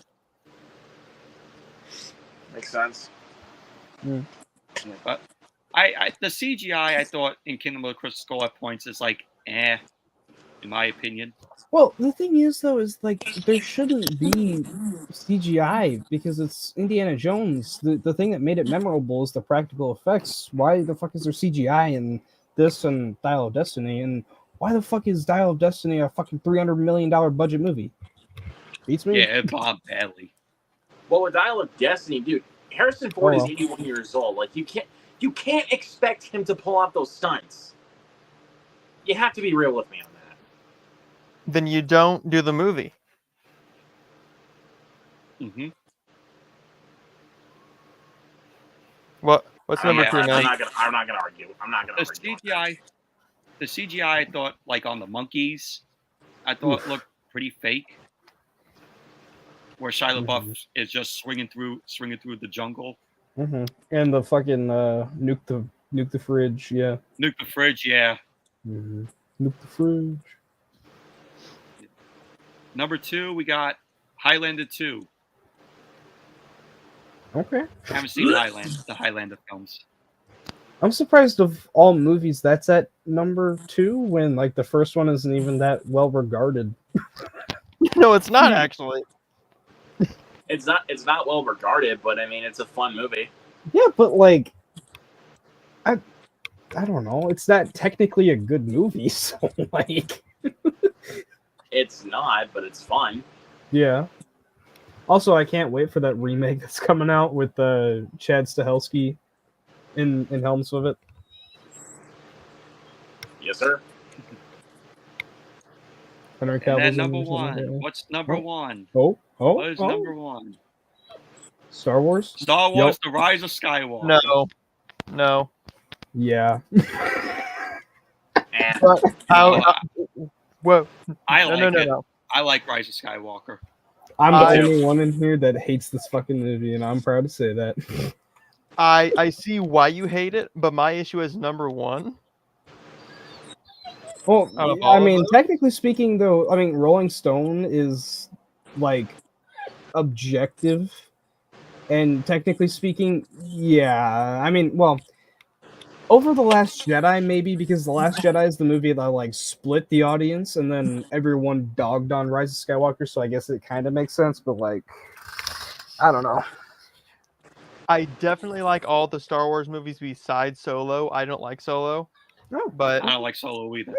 I like it is Solo. definitely the weakest one of the sequels. I definitely like it less than Force Awakens and The Last Jedi, but I actually liked it until we got that kiss that I did not want. I didn't want that romance angle because it was unneeded. It didn't build anything, and it did nothing for the movie itself. But I actually Nothing liked did anything for the movie itself. Well, I see why people hate it, but I just enjoy it. Oh man. So that's Yeah, the yeah, 50 I like most it. disappointing. That's the 50 most disappointing movie sequels of all time, according to Rolling Stone. So, guys, what do you think of this list? Kind of accurate. Kind of accurate. Not gonna super lie. accurate. Not like the most accurate, but I mean, I mean, it objectively definitely has some speaking, accuracies. objectively speaking, for all audiences, pretty accurate. I don't know. For my opinion, This- no. For me, but- it's not the most accurate. Okay, but for your opinion, yeah, it's not accurate because it's objectively speaking. But like, I mean, overall, for like considering all audiences for the list, yeah, it makes sense. Yeah, I agree with some of them. Some of them I don't get, but hey, all movies are subjective, and that's why they are Mhm. movies. Mhm. Right.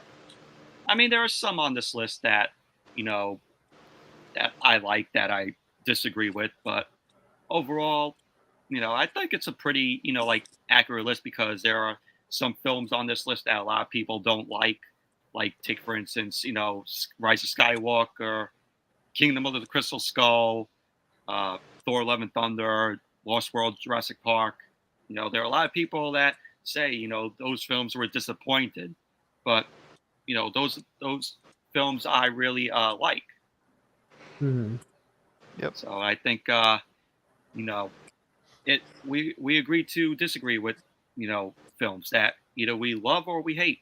You know, if you have somebody that says, "Oh, I like this film," and then you say, "Oh, you know, I hate that film. What is wrong with you?" I'm like, I used to be like that back in the day, but now I'm like, you know, with people, "Oh, that's cool. You know, I agree with your opinion. I respect it." Yep. So, but Mm-hmm. you know, back in the day, I'm like, I don't know what I was thinking. You know, saying, you know, like, "Oh, you like that movie? What is wrong with you?" That's how I was when I first saw Last Jedi because like I remember like all of my friends fucking loved that movie. I was like, what the fuck are y'all on? Like what kind of drug are y'all taking? Because I wanna take some of that shit. I thought Last Jedi was okay though, but I see its Oh. problems. I've gotten a lot of people on board with me about that movie. It's just like, what the fuck happened with that movie? Yeah, like the whole that whole cantina scene should have been cut from the movie. the whole plot. The whole plot should have, yeah. Yeah, If they just like removed Finn and Rose, I think the movie would have been significantly better, but still had issues. But you know, deconstruction of your heroes is not my favorite thing necessarily. They did it with 2 cast members from Star Wars, Luke Skywalker, and then Indiana Jones, Mark Hamill, Harrison Ford, obviously. And why does Disney do this shit? Who knows? yeah. That's why people are not liking the stuff that Disney doing with Star Wars now. Mm-hmm. Yep, and Indiana Jones now. Mhm. Damn you, Kathleen I Kennedy! don't think they're making another Indiana Jones after that's the last one. Mm-hmm. Probably, But yeah. I like all the Indiana Jones films. I mean, yes, I could Okay. I could see the problems that Kingdom of the Crystal Skull has, and also Dial of Destiny. Mhm. But I just go into it, you know, I just went into them with an open mind, and you know, I really enjoy what was going on the screen. Mhm. So I can't say one of those films that I did not enjoy for Indiana Jones. Right. Yeah, there are some people that hate on Temple of Doom, but I enjoy Temple of Doom. Right, yeah. Makes sense. Although, you know, like I like Ki Kong Kwai, you know, Data from the Mhm. Goonies in that. I thought Harrison Ford did a good job, of course, as always. But a lot of people, and I say this, Kate Capshaw as Willie Scott, at points she got on my nerves. All that constant screaming that she did in the film, Oh yeah. it just got to the point where you're like, oh, shut up. Yeah. Stop the screaming. Yeah. So, but overall, I can forgive Temple of Doom. Yeah. So, but before we wrap up, have you guys seen any good movies recently? I mean, Deadpool and Wolverine. That Yep. was a great movie.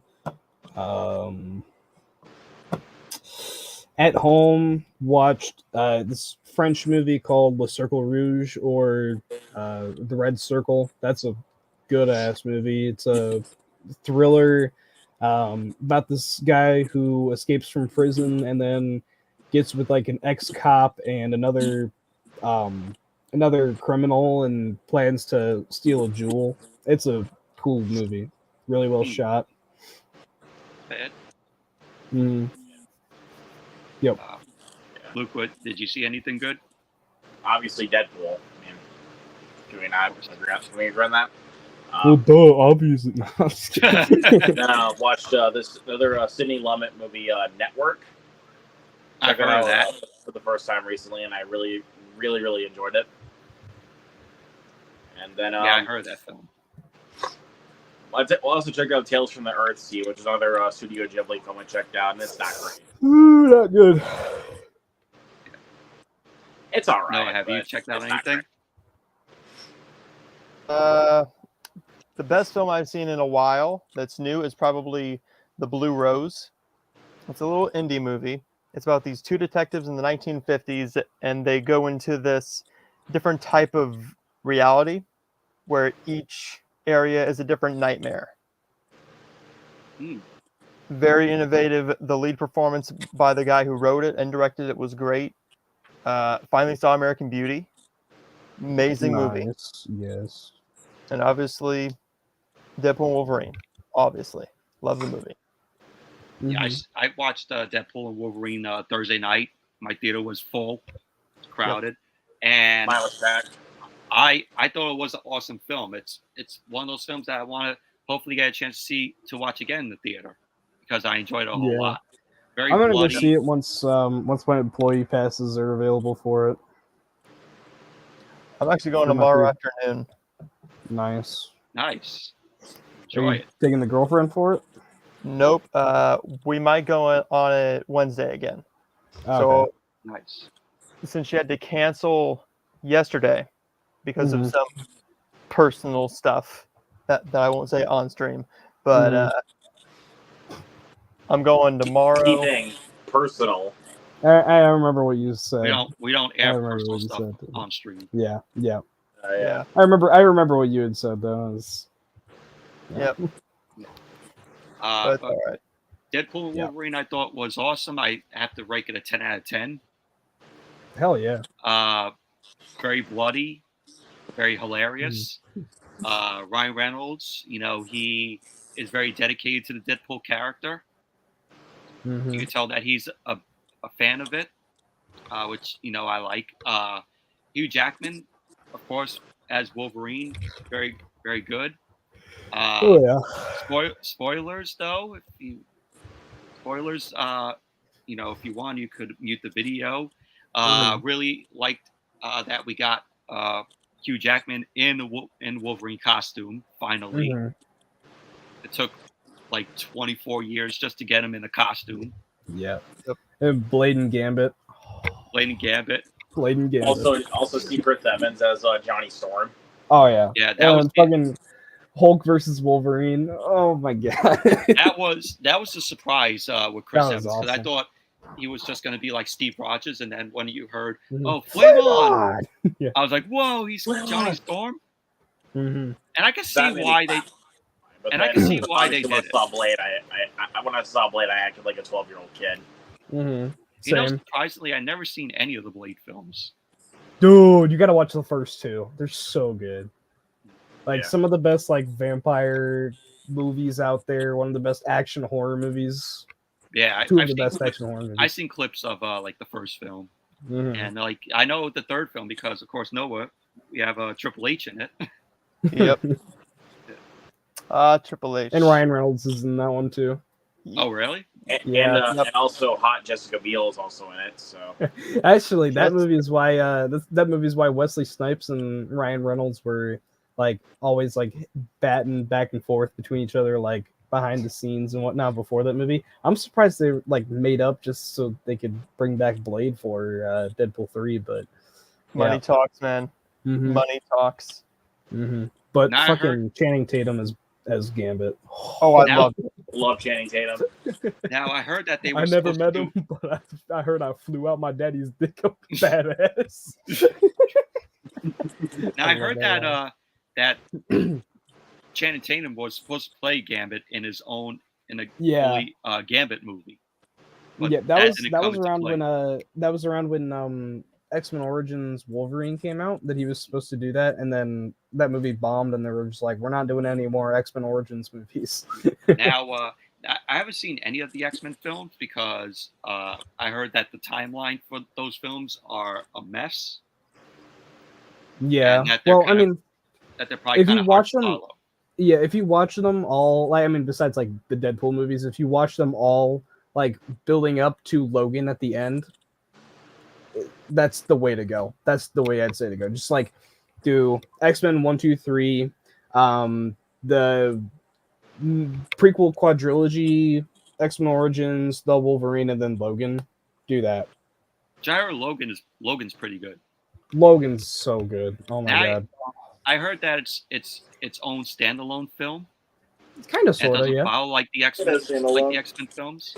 Right, but it's like at the same time though, it's like the more you watch, the more build up there is. It's like the same thing with Deadpool and Wolverine. It's like the more you see, the more knowledge you have for like, you know, the cameos and whatnot, because like they do a really good job of like just like doing their own standalone thing, but at the same time it's just like with Logan in general though, like you have the 20 or at that point it was like 15 17 years or something like that, where the buildup of Wolverine as this character and then the emotional climax of his character, then it's fucking brilliant. Mm. Yeah, I read that Deadpool and Wolverine has the highest box office this weekend. Yeah, highest opening for an R-rated film. Like top 10 highest openings for a film ever, or something like that. Yeah, $438.8 million opening weekend alone. worldwide. Yep, Worldwide. worldwide. Wow, that's Mhm. good. It deserves it. Yep. Are you guys looking forward to Trap this weekend? Oh yeah, Hell yeah. absolutely. Yep, and I get to go and see another movie too. I'm so excited. Oh Which one? god. I get to go and see Purple shove the purple crayon up his ass. You know, I want to see. I want to I see. get to see go and that. see Harold shove the purple crayon. Well, and then when I is watched It that Ends With film Us as coming well. out? That's the 9th, right? Yep. No, it's And I this get to see that. Friday. Ends of Us is the 9th. Borderlands is the 9th. Yeah, Borderlands and Same thing with Ends it With with Us it ends is with the us. 9th. That's on the 9th as Yeah. well. Yeah. And then Yeah, Cuckoo. I actually. Can't forget about Noah's Cuckoo. double feature. Noah's double feature. Yeah. No Borderlands for me. But Oh. what was I gonna say now? Yeah, Harold and the Purple Crayon I want to see as well. Oh, my mom wants to go see it, and like, oh, that I looks think it like looks fun. shit. That looks like shit. I think it could looks be- like fun. It could be. Unfortunately, I'd rather see good. Trap first than Harold and the Purple Crayon. Yep. If I hear good things, I'll go see it, but I don't have any means to go see that movie. At least not by myself. I might go and see it the Friday it comes out, and I'll say in the group chat what I think, but I have no Okay. expectations. No Yeah. expectations. I'm I might be definitely gonna going. seeing Trap for sure. I might be going to see Trap on like Thursday with one of my coworkers, but I think that I don't know. I don't know. Did Still keep my fingers crossed. It's good. me too. I keep my expectations low because it's M Night Shyamalan. So Yeah. By the way, don't mind me. I'm just vibing to the Deadpool and Wolverine soundtrack. Okay. Nice. This is like It's the a pretty third good time. soundtrack. Bye, bye, bye. now Ain't no that was lie, so- baby. Bye, bye, that was so- bye. it was so surprising because I never thought that an NSYNC song would be in a Deadpool and Wolverine Yeah. movie. The Uh, fact that that song is playing though, and fucking Deadpool's dancing on Wolverine's grave. Yeah. And then he has the whole skeleton. Hilarious. And also Yeah. fucking My fucking friend, bring them out. It was my friend perfect from for that work one told scene. me. My friend from work told me trivia of the scene where Wolverine and Deadpool walk out and you hear the Madonna song "Like a Prayer," Mhm. he told me that Madonna really doesn't license out her songs, like doesn't give Mhm. like the rights to use her songs. So Ryan Reynolds had to show Madonna the scene of them fighting all the Deadpools, and Oh. so Madonna liked it a whole lot that she ended up saying to Ryan Reynolds, "Oh, you could use the song for that scene." I would try my best to avoid contact from Madonna because she's probably gonna try and get me hooked on like cocaine or some shit. I'm afraid if Oh, she did that to Weird Al. That's she was right. on the fucking Awesome. STD. That wasn't real, Luke. I was kidding. I'm kidding. I don't know. It would be believable if she became fucking what's his name? The drug cartel dude. Well, I always forget his name. What the fuck? The drug cartel dude that was in Weird Al Yankovic story. Oh, Pablo Escobar, wasn't Yeah, it? it wouldn't surprise me if she became like the next Pablo Escobar, though. Honestly. Well, Pablo Escobar was also a real person. Yeah, I know. I know that, Luke. I actually thought that Lady Deadpool was gonna be Taylor Swift though, but unfortunately, thank God it wasn't the case. Yeah, Thank God it I'm wasn't. so glad. Mhm. Also, Matthew McConaughey was Cowboy Deadpool. That was fucking great. And I Ryan really thought um, about Matthew McConaughey. was And Baby also, Deadpool. yeah, Kidpool was Walter Scobell. Walker Scobell, yeah. Oh I yeah, like Walker. I Yeah. loved Dogpool, Dogpool was great. Yeah, nice pool being used as a fucking human shield. and then you They And then used you it have as a Ryan human Ra- shield. yeah. Yeah. Ryan Reynolds playing Ryan Reynolds himself. Mm. Yeah. Oh, I can do a little bit of fourth wall breaking myself. The Proposal. What the fuck was that? I like that they reference Fox and Disney. I like when Yeah. he goes to Wolverine. He's like, "Oh yeah, Disney picked him up. Oh, he's gonna be working till he's 90." Peggy That's isn't the worst for me, joke. friendo, but it is Yeah. for Disney. A Disney-sized paycheck will keep you working until you're 90. Yeah. The darkest joke and the most raunchiest joke was the divorce joke, aimed at Hugh Jackman. Oh. Oh, Oh. he hasn't Well, been the same since his divorce. Mhm. My theater went, what? And I went, you didn't get that, really? You didn't get that reference? Nah. I wasn't 500 expecting. people, just me. The raunchiest joke for sure though was the Gambit joke about like how he popped out of his dad's dick a bat. Yes, yes.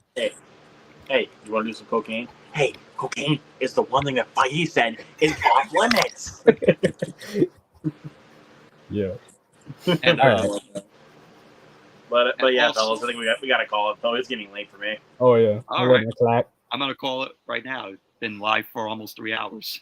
Good. Yeah.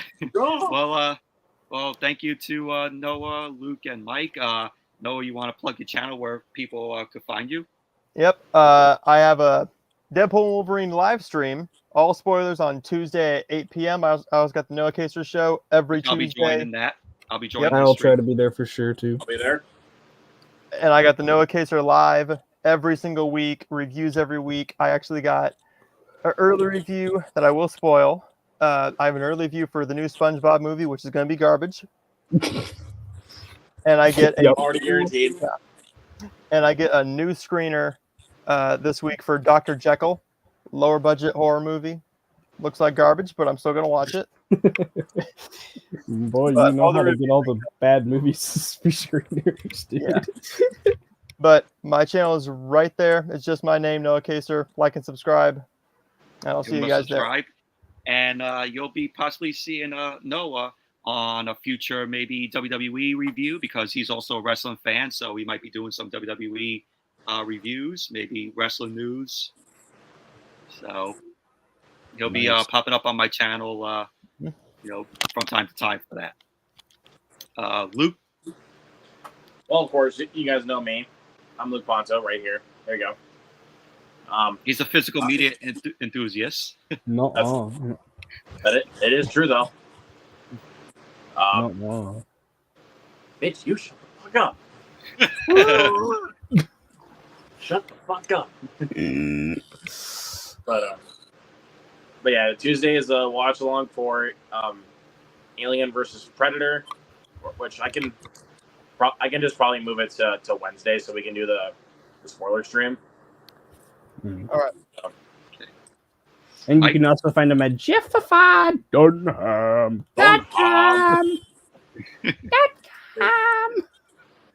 And Mike, go ahead.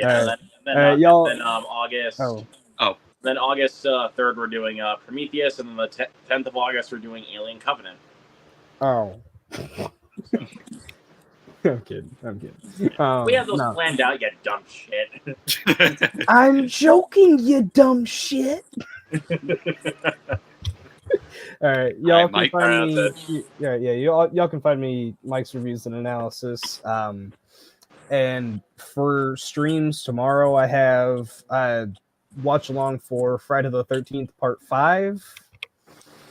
Wish us luck. Yeah. But yep, leading up to the Friday the 13th in September. So, yep. And besides that, might be posting a Twisters review at some point in the future. I'm not really sure. Did just drop a Deadpool and Wolverine review on Thursday night at like midnight. So like, I did drop one for Yeah. Deadpool and Wolverine. I dropped also. mine the next day. yeah. But that is pretty much it. And you can also find me at jeffified.com. / Russians only. No. Yeah. And also, thank you to Grant who made an appearance at the beginning. Talked about half the list, so thank you to him for coming up there for a little bit. But thank you all for watching. Tomorrow, I will have my Monday Night Raw review up after the show's over. Mommy. So yeah, and it's going to be on Sci-Fi, not on USA. Next 2 weeks, Monday Night Raw on Sci-Fi, 8 o'clock to 11. So be sure to stay tuned for that tomorrow. So until then, thank you guys all so much for watching. This was a very fun stream. Fuck yeah. And be Oh, sure yeah. to give the video a thumbs up, comment, and subscribe. And like I said, I'll see you guys tomorrow for the Monday Night Raw review. So see you all tomorrow. Bye, Peace guys. out. Peace out. Man. See ya. Mommy.